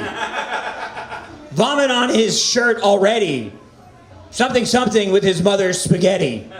It's Bryce Thompson, everybody. You're like Eminem. Yeah, you're like an 8 Mile guy. Yeah. How the fuck y'all doing tonight, Pams? Yeah. Is you having a bitching time or is you just bitching? My name is Bryce T, and I relate a lot to Grace Moyer's set. I also want to buy a gun when hearing Grace Moyer's set. My name is Bryce T. I'm bisexual. I get sexual people, they say goodbye. So can I tell? I'm not a nice-looking, good-looking person. I was on the dating apps not too long ago. A girl matched with me on Tinder, messages me and says I look like Gollum from Lord of the Rings, and unmatches me. I'm like, baby, do you not want to be the precious? Come on. I did get told recently I kind of look like the singer from Creed if he was ordered on Temu. Which is fucked up because I really like Creed. Don't like Temu that much. But what scares me is being liking of Creed. A lot of things are going down in Hollywood. A lot of Hollywood celebrities are coming out as pedophiles. Yeah, that's scary. What if Creed came out as pedophiles? I would never hear the songs again. Well, I just heard the news today. Creed diddled kids every day, spread their holes wide open at Diddy's place. Their holes wide open, genitalia all over the place. I'm not a big celebrity guy though. Like I don't like when celebrities at McDonald's get their own meals and shit. Like Cardi B had their own meal at McDonald's. I don't get that. When I think of Cardi B, I don't think of McDonald's. I think of Arby's. That is some wet ass pastrami. RB roast beef, motherfucker. But like, I do hype celebrities because I think we should be inclusive. Especially during the Super Bowl. They had an ad during the Super Bowl. They were supposed to ad for Bud Light with a trans person. And they canceled that when they found it was supposed to be with a trans person. I think that's fucked up. They should put me in a beer ad of the competing beer company. Put me in a Miller Lite commercial. It's a dark room. There's a bearskin rug. A fire is going off in the corner. And I'm giving it hot and heavy to a trans person. And I look in the camera and I go, Miller Lite. Taps other light beers. Miller Lite. All head, yet no foam. I'm also think we should be inclusive when it comes to casting. But sometimes it goes too far. Like for the casting of Wicked. Now, I don't think it was a good idea to do like inclusive casting, but I don't understand why they cast the witch as a black girl. Because that seems a bit insensitive. It seems more horrorism than anti-racism. Because why you gotta cast a black girl as the one mythical character whose biggest fear is water? It's kind of fucked up. And I don't understand Jesus either. Even though I look like a Temu version of him. But like, Jesus, his entire story is him saving others and healing. And they have his symbol of him being dead on the cross. That's like giving a monument to JFK with half his head fucking missing. It makes no sense. And did you know that Jesus has a sex toy? Woo! Yeah. It's called the Crucifix. They didn't have the creativity to call it the resurrection of Christ. It is literally a dildo with the top of Jesus in T-pose, dick in the bottom. Even people with foot fetishes are like, this is going too far. But like, how are you supposed to use this sex toy in the middle of going at it? Where are you supposed to go? Go in the back of your closet, go into that forbidden bin and go, forgive me, Father, I'm about to bust. My name is Bryce T. Thank you for your time. And thank you for Easter being on 420. Jesus has risen. Bryce T, everybody. Keep it on Bryce T. This guy is a Christian if we've ever met a Christian, huh? Keep it going for him. Your next comic was brought to this mic, not this country, to this mic by Christian missionaries. Not saying anything else, just telling you the providence of where he came from. Everybody put your hands together for the American Louie Carroll. Home sweet home. What up, what up? Yeah, I was brought by Christian missionaries, guys. The name was Bryce T. Your second name is T? Bryce T? Yeah, it's like a thing where you sit both parts, so it doesn't make sense. Thank you, Jacob. Thank you, Jacob. He's my adopted father. 60 cents a day.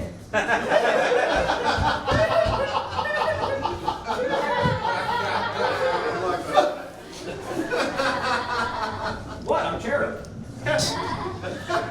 Hell yeah, Dad. I'm gonna try some new stuff. Anybody here have a pet? All right, two people. I wish I had a pet monkey.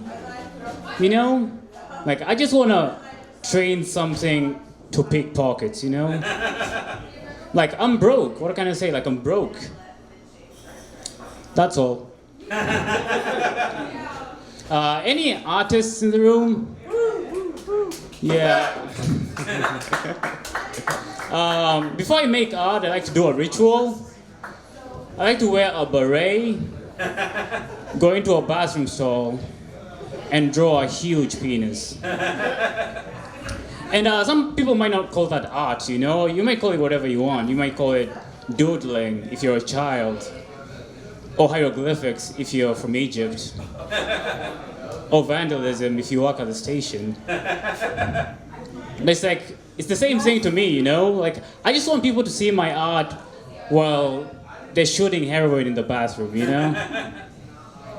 All right, that kind of landed. Anybody here jog? All right, one person. All right, hell yeah. I used to jog, but I don't do that anymore, you know? I got pulled over for jogging. Can you believe that? Pulled over for jogging.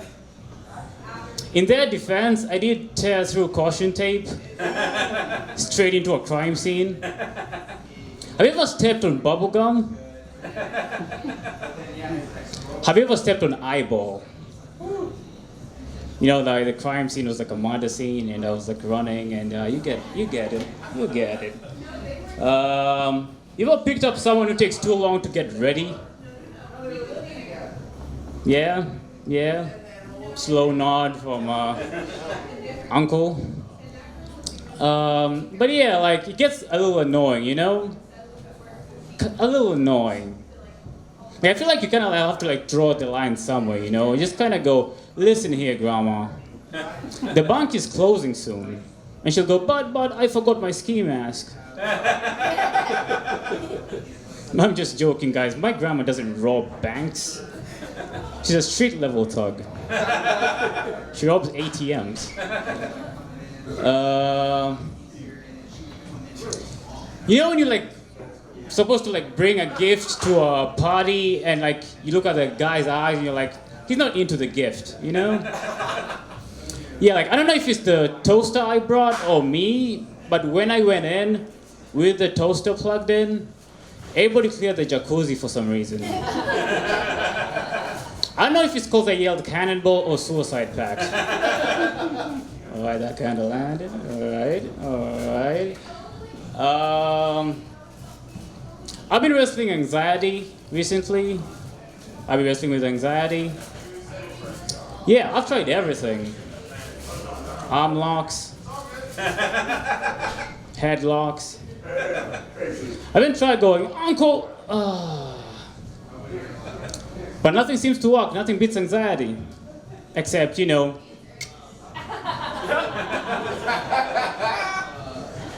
All right. Anybody here good at goodbyes? I'm not really good at that. Saying goodbye. Like, I'm not. Like, I was at my neighbor's house and I had to leave, right? It's like, it was kind of embarrassing. Like, she goes into the kitchen, the lights go on. I'm holding an air fryer. She goes, there's a stranger at my house. I do this around the kitchen counter because I had an air fryer. That's our cat's name, air fryer. But yeah, like I said, I'm not really good at goodbyes, you know? So I said goodbye the only way I know how to. You know how in Italian movies they say goodbye to a ship by hitting it with a bottle of wine? What? You know when you like they hit like a ship to kind of like say goodbye to it with a bottle of wine? Champagne. I mean, it's the same thing, right? No. Champagne and wine isn't the same thing? I thought you said in retarded movies they get wine. I guess, maybe. That's not right. That's my dad, guys. Give it up for Jacob McFadden.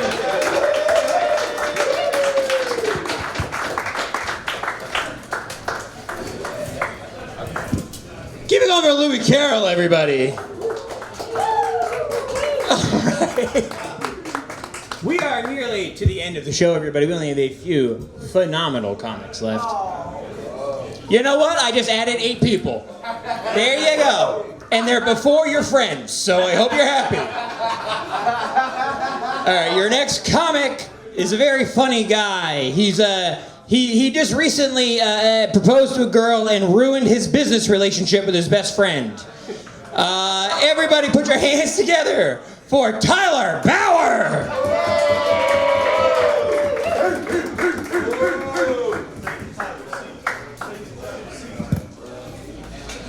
Here's to you, Mrs. Robinson. Jesus loves you more than you will know.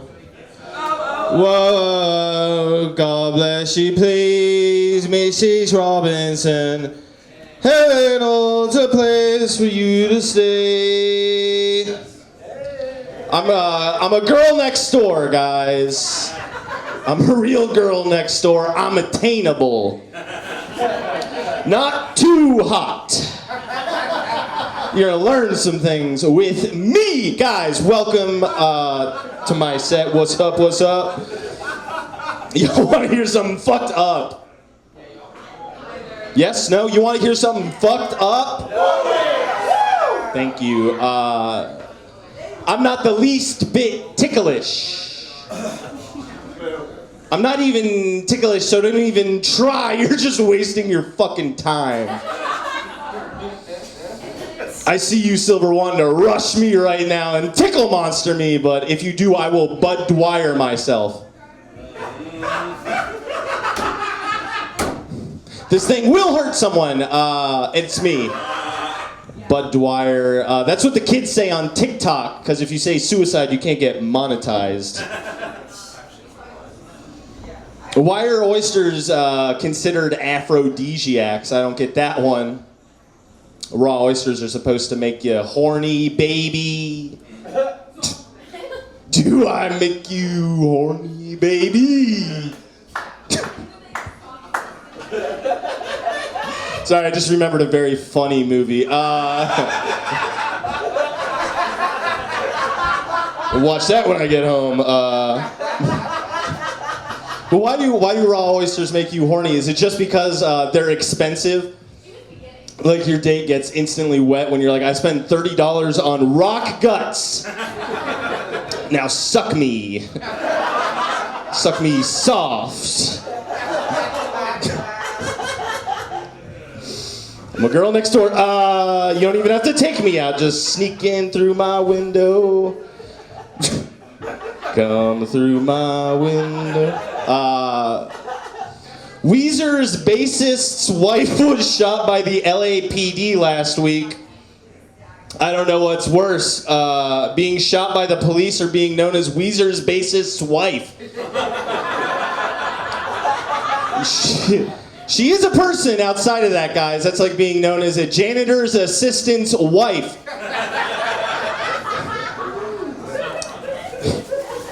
Beverly Hills. If fentanyl is as concentrated as they say it is, I don't think they need to make any more fentanyl. I think we have enough fentanyl, guys.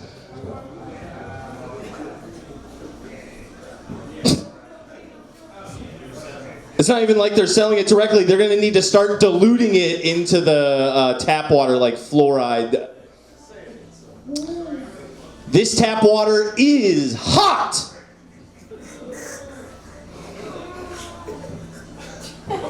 See, I'm attainable. I'm not perfect, guys.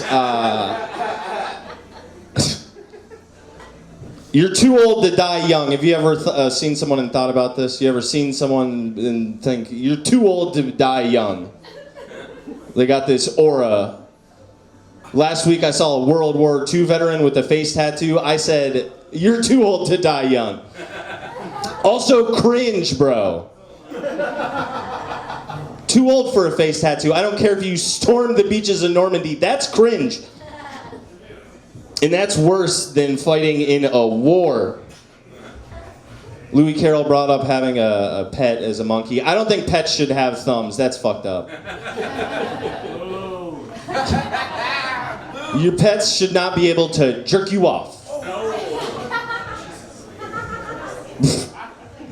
Imagine, you know how raccoons do that little like...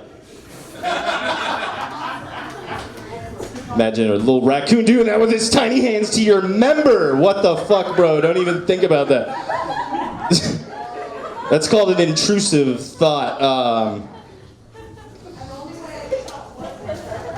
I wonder why there isn't like more school shootings at community colleges. I can't even think of one off the top of my head. Why doesn't that happen at community colleges? Like, imagine like a 32-year-old single mother trying to get her associate's degree and just snapping one day. We need more strong single mother school shooters. That's my platform. I've been Tyler Bauer, and thank you so much. Bring back Jacob, and I sure do love you. Goodbye. That's the difference between Tyler and I. I'm an optimist. Tyler's a pessimist. Tyler thinks that you shouldn't have pets that can jerk you off. I think you shouldn't ask pets to jerk you off. That's how I approach life. Really? But anyways, give it up for Tyler Petito. Little Tyler Petito. Had a good life, had a lot of friends, met a girl, she convinced him to move into a van, drive across the country. Tyler Petito. Gonna miss him once he's gone, little Tyler Petito. Bye, Tyler. Bye. Van life. Tyler's moving into a van with a girl he barely knows, and she's going to murder him because she's Latina. Tyler, does your girlfriend have a rage problem? Fiance. Oh yeah, you're right. Tyler, does the owner of the van have a rage problem? Yeah. Anyways, I'm looking forward to sending you a Bunsen plate for your wedding. All right, everybody, give it up for Tyler. We're gonna keep this thing moving. We only have a couple of comics left. Your next comic, you know him because he convinced you he'd be going up way earlier in the night. Your next comic told you, hey, have a beer or two. It'll be fine. We'll be out of here before midnight. Your next comic is very excited to be here. I'm excited to see him. Everybody, put your hands together for Tommy Lopez.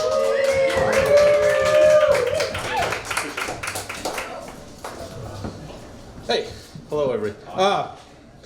Newly single on my journey of self-help and trying to get better, and scrolling Instagram the other day, and I ran across a really kind of took a step back and was like, that's really cool. And it was a quote that said, the axe forgets, the tree doesn't.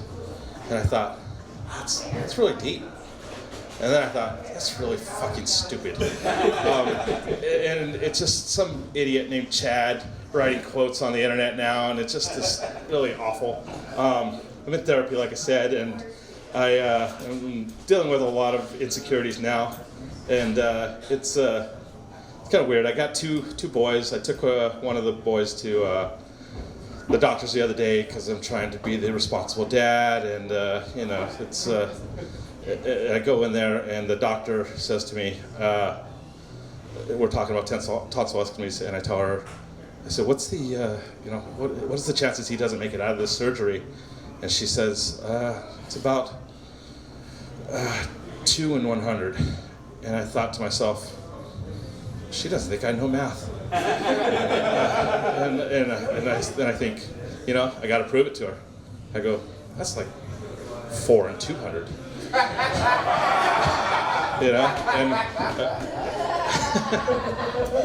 thank you for that. I like that. Newly single too. Don't want to go on the app, so I'm trying to do this organically. But I'm like kind of old man already, so I go to 5 different stores, and I feel out of my comfort zone any more than that. The girls at Starbucks scare me because I think they're all lesbians. It's the bandanas and the green hair. The sad thing is I got a crush on one of them, so I'm like, fuck. I don't want to fuck up and go, hey, you want to go somewhere? And she's like, go the other way, bro. So the other day I was, shit, I lost it. You got it, man. Yeah, here we go. You got it. The other day, I did this for the very first time, and one of the other comics, he's actually here tonight, he told a joke about, he had a really adverse reaction to a lady asked him for a dick pic, and he basically said, fuck off. And I went home that night, and I thought, damn, it'd really be nice to send somebody a picture of my dick right now. But then I woke up, and I thought, man, that guy should have sent his dick pic. And then 3 days later, I thought, I didn't need to say it, and then I realized, holy shit, I've been thinking about this guy's dick for about 2 weeks now. And that's why I'm in therapy. I can hear my therapist right now just book his Disney cruise vacation for 2 weeks. I'm gonna be there for a while. But yesterday I did the Garden Grove, and I did this, thank you.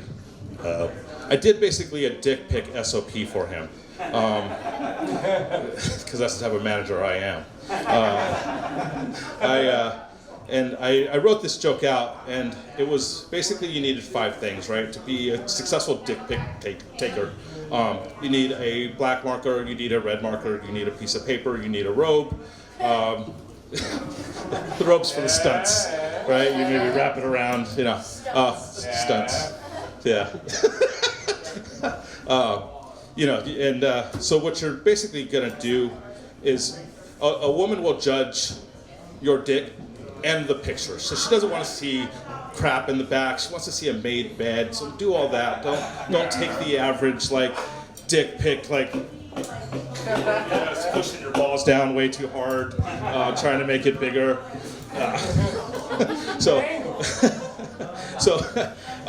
But you're probably wondering why you need the piece of paper and the markers. So what you're going to do is take that piece of paper and draw a heart right in the middle of it. And we'll use the red pen because all hearts are red. And then draw a U with the black pen. And then take your dick and make an eye. It's really stupid, isn't it? But it works. I got my ex-wife that way. And I used that picture 14 years in a row, and it won her heart every single time. But the only thing she always replied back was, "Why you use a lowercase I?" Fucking nailed it. At least it wasn't in Braille. How about that? Everybody, thank you. I appreciate it. We are Tommy Lopez, everybody. Give him another big round of applause. Tommy Lopez. All right, everybody, we're down to our final few comics of the evening. Your next comic is a... At least one more. At least one more. I gave her room to cook. I said, you can cook. Turns out, meal wasn't ready. All right, everybody. Your next comic, a phenomenal performer, showrunner here in the city. Put your hands... People usually lift their hands up when I start doing that. Put your hands together. Florence J. Foley! Hello! Silver, I'm filming you too, okay? Just so you know. Hey, buddy. Hello! Dick pics. I prefer dick paintings. Sometimes people send me nudes and I'm just like, yeah, but I got the internet. Okay, that's enough riffing on the previous person's set. Somebody told me I need to do more relatable content. So, is anybody else tired of being banned from every single Denny's for being in the lobby screaming, "My father was..." What's the guy's name? Fernando Tatis... The guy... Slam Diego Padres! 2017 when they set the record for home runs for the Padres. Yes! Fernando Tatis Jr., that's my son. I know Grand Slam when I see one. They don't serve those at Denny's. That's what I was trying to get out. Listen, okay. Sometimes you're like, I think I have a really good idea. Sometimes you're like, this is gonna kill, actually.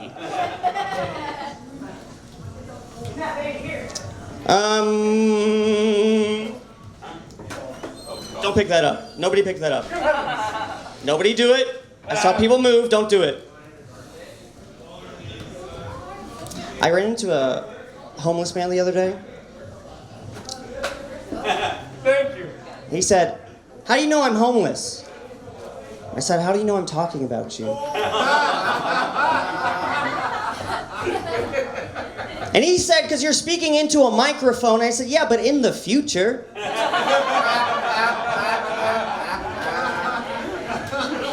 I was recently abducted by aliens. They didn't run any tests on me. They just really wanted to show me the right way to cook pasta. Actually, now that I think about it, I wasn't in a UFO. I was in an Italian kitchen. Italians and aliens smell bad. That's the... I'm sorry, Italian Americans and aliens smell bad. Is that better? Is that better? Okay. I'm so brave for speaking against other white people. I bought a sports jacket for the next time I go hiking. It's my Trailblazer. I've got a non-binary friend and they refuse to learn how to code. I masturbate religiously. I don't want to do it, but my parents make me. I think the couple over here would have liked that joke. I think if they stuck around, they would have really liked that. I haven't done this one in a while. Let's go for it.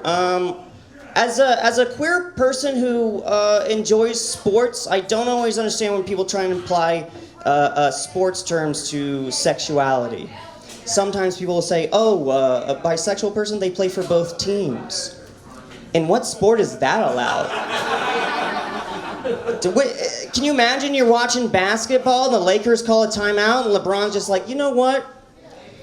This other team over here, they got some nice looking players. They got some interesting methods of penetration. I think I want to go play for the other team. The other one that doesn't make any sense to me is when people, I don't think anybody says this anymore, but like in a male-on-male relationship, people will be like, oh, somebody's the pitcher, somebody's the catcher, right? To try and describe how they intercourse each other. And that also doesn't make sense to me, because if you watch baseball, the catcher goes, hey, can you give it to me like this? And the pitcher goes, nah. Not like that. And then the catcher goes, okay, what if you give it to me like this? And the pitcher goes, you wish. What's really funny about that bit is there's now a pitch clock in baseball. So it's like, you're running out of time, dude. You got to give it to me some type of way. You can't be playing this game all night long, okay? That's going to be it for me. Thank you.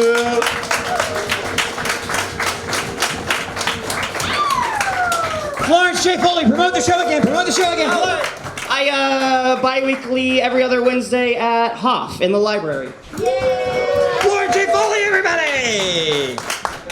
All right, we're down to our final two comics of the evening, everybody. I hope you are excited. I hope you are ready. Your next comic used to manage the bar at Strange Ways. Then he killed the owner's fish and they tossed him out on his ass. Now he collects unemployment. I hope you all enjoy that. It is tax day. Put your hands together for social parasite, Danny McCabe.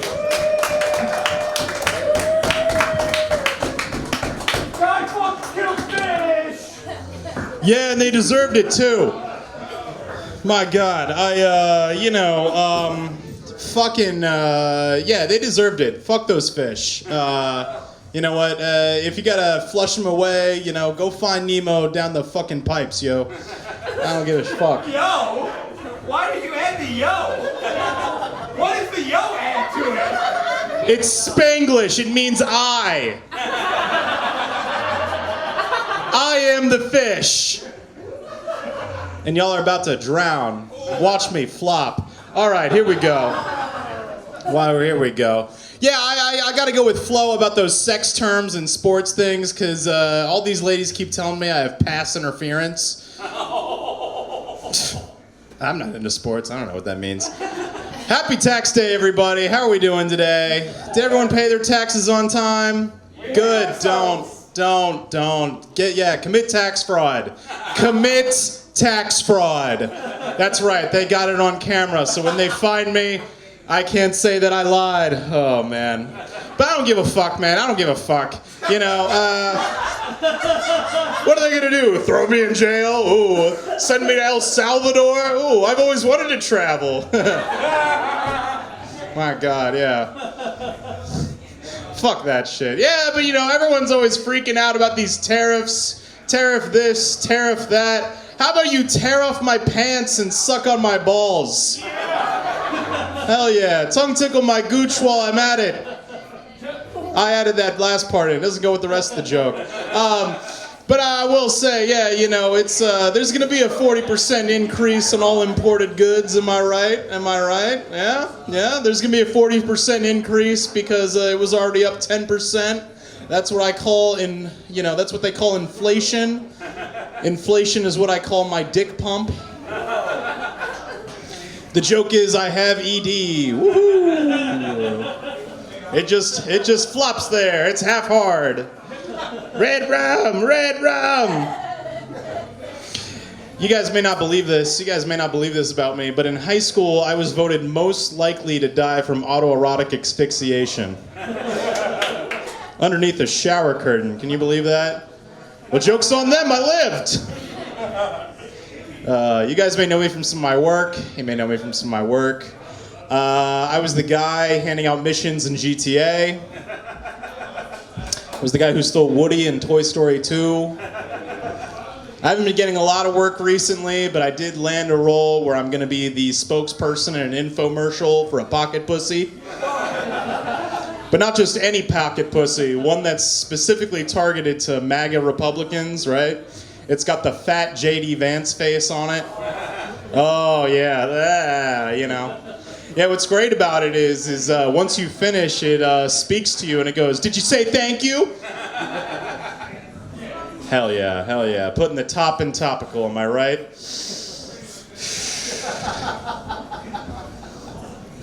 Everybody always thinks I'm Jewish looking.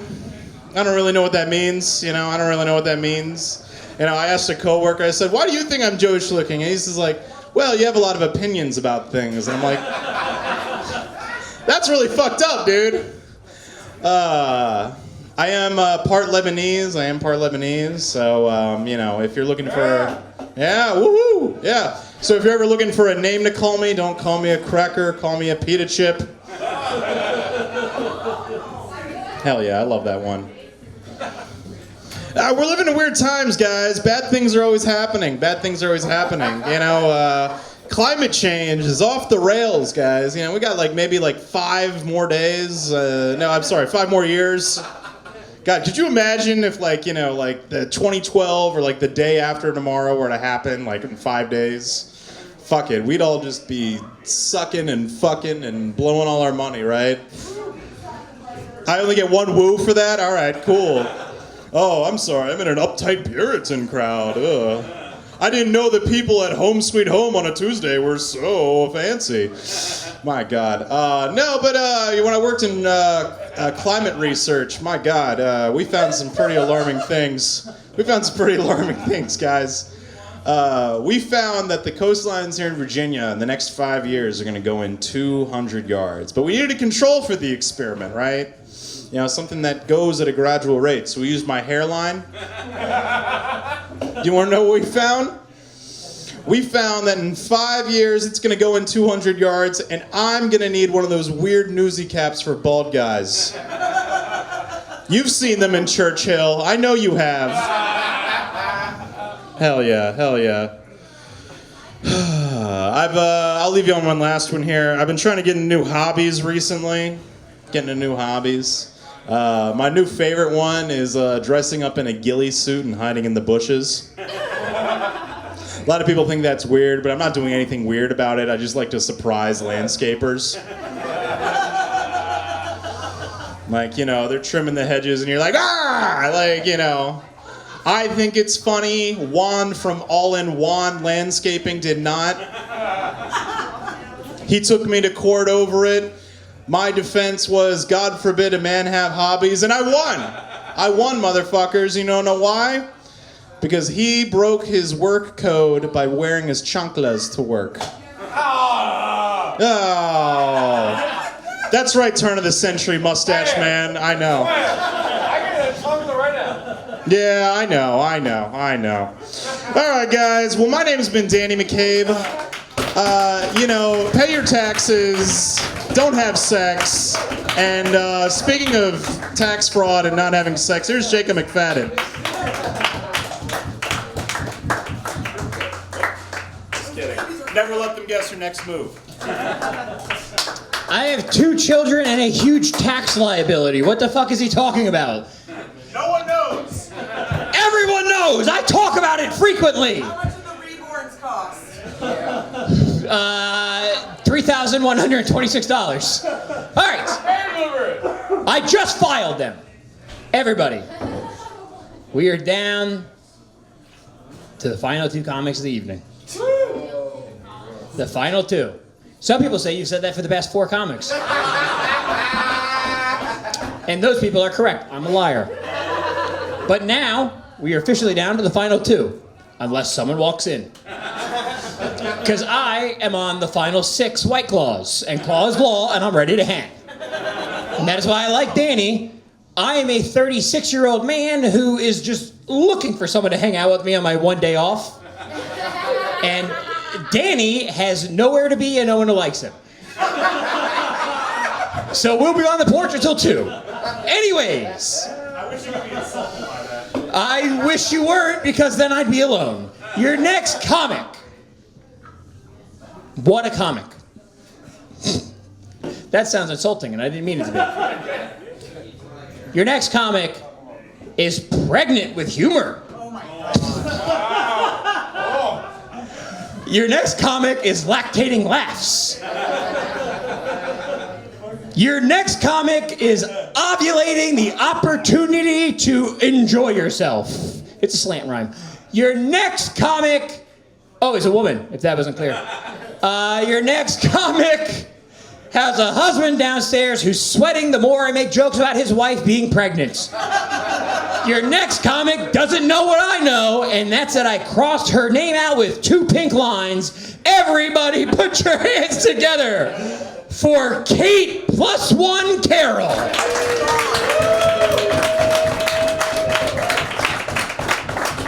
Jesus Christ, you creepy breeder. Ugh. No, I'm not pregnant. That I know of. Fuck. What do you know, huh? I'm pregnant now. Oh shit. Are we all pregnant now? Yeah. Man, fuck you. I was gonna tell a joke about that too. No, I haven't been doing comedy a whole lot lately, so I'm kind of at like a loss for like what's funny, because what is funny anymore? Nothing's funny anymore. No, I don't know. I'm having to literally contend with this concept of like living in a world where like I am now finally at an age, I'm 35, and I am married, happily married, and I'm definitely have considered getting pregnant. I'm not pregnant. God, he really fucking stepped on my joke there. But like, I'm terrified of it, because here's the thing. I don't think anyone really, or if they do consider it, not enough people do. Like, getting pregnant means that you are bringing a creature into this world that did not consent to fucking being here. Did any of y'all choose to be here? No. No, exactly. And how much would you have chosen to be here? No. Exactly. Like, I mean, life is fine or whatever, but like, you didn't want to be in this situation. You didn't want to live in this fucking world. I didn't choose to be in this fucking world, but I'm here. One fucking, one night stand from my mother and a Republican fucking lobbyist, and now I'm fucking here. Yeah. If anyone wonders why I have a chip on my shoulder, it's that. A plastic chip, because he was a plastics lobbyist. No, like I've genuinely been considering it, because like, let's be real, I'm fucking cute as shit, and like also thank you. I got a fucking dump truck, and like, and my husband is like a Viking, so like, when everything does go to shit, we're gonna have our own little wasteland, hideaway. He's gonna be the scavenger out there with the fucking crossbow, like just taking out everyone. I'm gonna be up there in like a turret that I build out of old pallets and like, bamboo, because we have bamboo and it's very invasive in this state. But I'm still freaked out about it. Like, why would I do that to a kid? Like, also like the idea of raising a kid right now is so fucking terrifying. And I don't blame anyone for not wanting to have kids. Like, this is a really fucking scary time to be alive. But then, I find out that the guy that firebombed, like, the governor of Pennsylvania's mansion was self-described as being unemployed with, like, a bunch of kids. If fucking that Mighty Methin Power Ranger can have a bunch of kids, I should probably water that down a little bit. I don't know, like, I've been having to contend with this whole concept of, like, dealing with the in-laws right now, because, like, yeah, I mean, no, that's a very strong reaction. Oh, the in-laws. What is this, like, fucking King of the Hill, not King of the Hill, what is it called? King of Queens, I'm sorry, King of Queens. King of the Hill is genuinely hysterical. King of Queens is meh at best. No, like, here's the thing, like, my in-laws are from deep Appalachia. And you guys know what that means, right? Yeah. They're astrophysicists. Some of y'all laughed at that when you shouldn't. No. There are certainly astrophysicists that come from Appalachia. Are they? No, they are not. They are very much ignorant bigots. Mind you, my father-in-law actually was, at one point, he did work for an aeronautical firm, which is very cool, and he's a very intelligent man, but he also is chronically online and definitely believes that if you get the vaccination, you have just given yourself the mark of the beast. So definitely he's not allowed around the kids. Purely logistical reasons. You know, he's not vaccinated. But the other thing I will say is that my mother-in-law did come to visit fairly recently, and I relate with her a lot more, but she tries really hard to connect to me. And it results in her saying some really interesting things. Like the last time she was here, she told me that she hated Trump. And I was blown away because, like, the last time around, I know for a fact that she voted for Trump. I was so surprised that she told me that. But then she proceeded to tell me that she loves J.D. Vance. Which I don't really understand why that is. My only explanation is that my husband is an only child and she loves to pretend that he's still a baby and J.D. Vance looks like he should be in a bonnet. I don't know. All right, that's my time. Thank you guys so much. I'm Kate.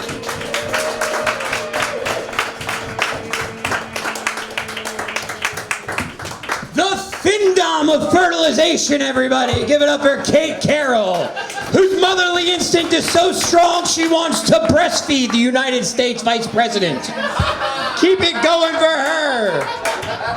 All right, we are down to our final comic of the evening. Your next comic signed up for the last show and then butt-fucked us. Because he decided to go to a dog's birthday party instead. And you might say to yourself, what's lower than an open mic on a Tuesday at midnight? And the answer is a dog's birthday party for a 38-year-old man. But Will was there as a guest of honor. If you've ever asked yourself, what's the sort of man that you can't throw a dog birthday party without? You're about to meet that quality of man. Hey, if you've ever wondered what white people smell like when they're wet, get ready. That's only for people who grew up in trailers and or are black. Even Louie gets it, and the white people didn't come to hit. Well, no. Hey, I get my 60 cents a day. I can say what I want. Your next comic.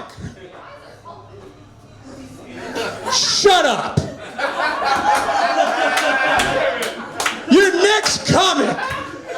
If you have a dog that's getting older, if you need to yelp for help, then put your motherfucking paws together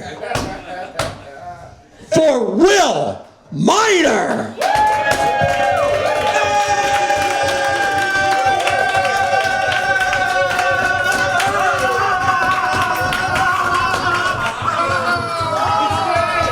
He's not strong enough to hold me. Give it up for Jacob McFadden. He doesn't know how to have sex while standing up. Come on, bud. We practice this. I swear to God, every night I'd go home and I'd bang Jacob, and I'm just like, come on, honey, we're gonna do this on stage. We've been practicing for months, sweetheart. I'm just kidding, Jacob. Just lick my ass like you always do and peg me. Also, 20 minutes like you wanted. hell yeah, dude. I'm doing 20 minutes of dog birthday material. Also, you all are missing out, okay? That dog had so much cocaine at his birthday. There was so much yayo at that dog birthday party. It was crazy, you guys. I was doing lines with the K9s. All the dogs were like, Will, I have to show you a Pantera song. All these dogs were like, no! Oh my god, the Black Album wasn't Metallica's best. I'm a dog on cocaine. Hey, Will, you cut your hair. I'll eat trash for 10 of those minutes. Give it up for my uncle, everybody. He was also at the dog party. You bogarted so much blow from the Chihuahuas. Hey, it wasn't yours though. When you did not show up for the last show, I accused him of being you, and everyone told me he was rude. That's the worst thing you've ever said to me. That's the meanest thing you've ever said. Oh no, he's coming on camera. Camera, people. I was better. And the crowd goes mild. Thank you so much. My doppelganger, everybody. I love you too, dude. You're like if I was in the movie Tombstone. You're lovely. Holy shit. I'm in my prime. I can tell you're yelling at a bar. You're in your 30s and you're yelling at a stranger at a bar. Yeah. No income taxes. No income taxes. I didn't pay my taxes. Prove it. They're not gonna find me. You know, speaking of dogs, I actually had the opportunity to watch, I don't know if Charlie Waring went on this evening. Clap it up for comedian Charlie Waring, everybody. I actually had the opportunity to dog sit for Charlie. I had the opportunity to dog sit his lovely little Odin, his lovely little dog. I want this room to guess. I did this last night. I hope you don't mind, dude. Charlie has one DVD on his shelf, ladies and gentlemen. Do you all want to guess what that DVD is? Yes. White Chicks. Yes, it is Big Mama's house too. Hell yeah, dude. Holy shit. Charlie, I love your dog. We also did so much blow. Charlie's dog loves... I'm kidding. Charlie's dog does not do cocaine, audience. He does heroin. Your dog's like, I want to show you this Jefferson... I don't know what heroin... wait, heroin? Oh yeah, no, your dog's like, I want to show you this jazz album. Heroin people like jazz. Also, I'm terribly embarrassed to say, while I was watching Charlie's dog, something terribly embarrassing happened. Charlie's dog pooped in his bed. Yes, I know, but I didn't want to tell Charlie because I was like, oh man, like I want Charlie to think I'm a responsible guy. I want him to ask me to do this again. I can't tell him what happened. But Charlie got home. He texted me. He was like, Will, what the hell? There's poop in the bed. And I was like, no, don't worry. It's mine. I took a shit in your bed because I love you, bud. I want us to be closer as people. Oh, goodness. I know, I feel like I got that haircut. I used to have hair down to my ass crack, like most of you all know me. That guy definitely does. My number one fan, Val Kilmer, everybody. I don't know, I feel like since I cut the hair, audience, can I still do the joke where I look like a porn star? Do I still look like a porn star? Is that still... The only one who who said I look Hispanic? I did. Hell yeah, dude. Well, Italian, so not white, so come on. Close enough. Who's shitting on Italians? Me. You brave soul. Lead the charge against those weird olive people. I can say that. I'm 1/4 Cherokee. I'm 1/26 Chickasaw. I can insult the Italians. Oh, goodness. I know, I feel weird ever since I got this haircut. I feel like I look like Paul Blart if he went on keto. Or like hipster Mario. Or something else funnier than that. I don't know. Oh, God, it's so funny. People are like, Will, you look like a cop. I've had so many people be like, Will, you look like a cop. You look like a police officer. And I'm like, come on. I'm not that fat. Oh, internet, you're taking me down. Also, I'm just so curious. I'm just making it off topic. Do you all know ICE? Do you all know ICE? Do you know what ICE is? They ruin people's lives. I just joined them. Haircut. They're hiring. So busy these days. I think, why are ICE agents always so fat? True. I know, right? No, I'm not even trying to be glib. Like, they're always got a bit rotund. I think it's because they have to eat the food of the people they're deporting. Should have called ice cream. Oh, Charlie. Firing on all cylinders. Charlie Waring. I'm gonna poop in your bed again, bud. Stepping all over my punchlines. You're gonna find a turd in your bed every night. I'm gonna put it under the pillow so you can't hide it. Oh, goodness. else do I want to talk about? Oh yeah, I'll do one more quick little funny. This is a new joke I've wanted to work on for a while. Oh man, how do I broach this? Oh boy, I was once arrested. I was arrested a long time ago. Clap it up if you ever been arrested. That got your attention. Hell yeah, brother. Anybody ever been arrested? Hell yeah, some brave. We know you have. Holy shit, we know you have to. I'll get arrested. But I will not recommend it, folks. I won't recommend it for those of you that are wondering, Will, why were you arrested? Why were you arrested, Will? It's because my cock was too big.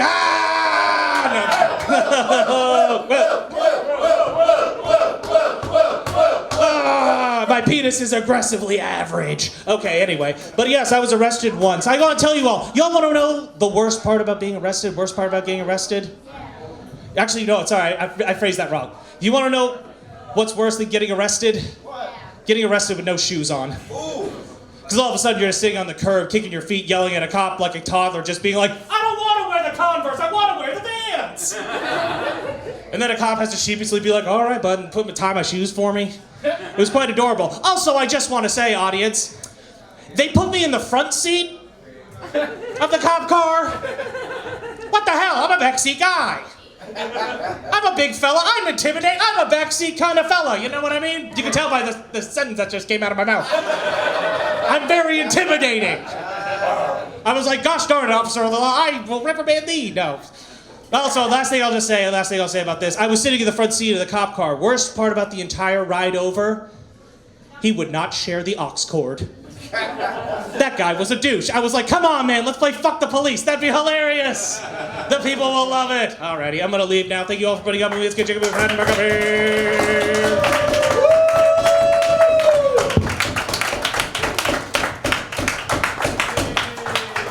Will Minor, everybody! Keeping over Will Minor! And keeping over everyone you saw tonight, thank you very much for coming out. We'll be here again on the 5th Tuesday of the month at the end of April. Everybody, thank you very much. Good night. Goodbye!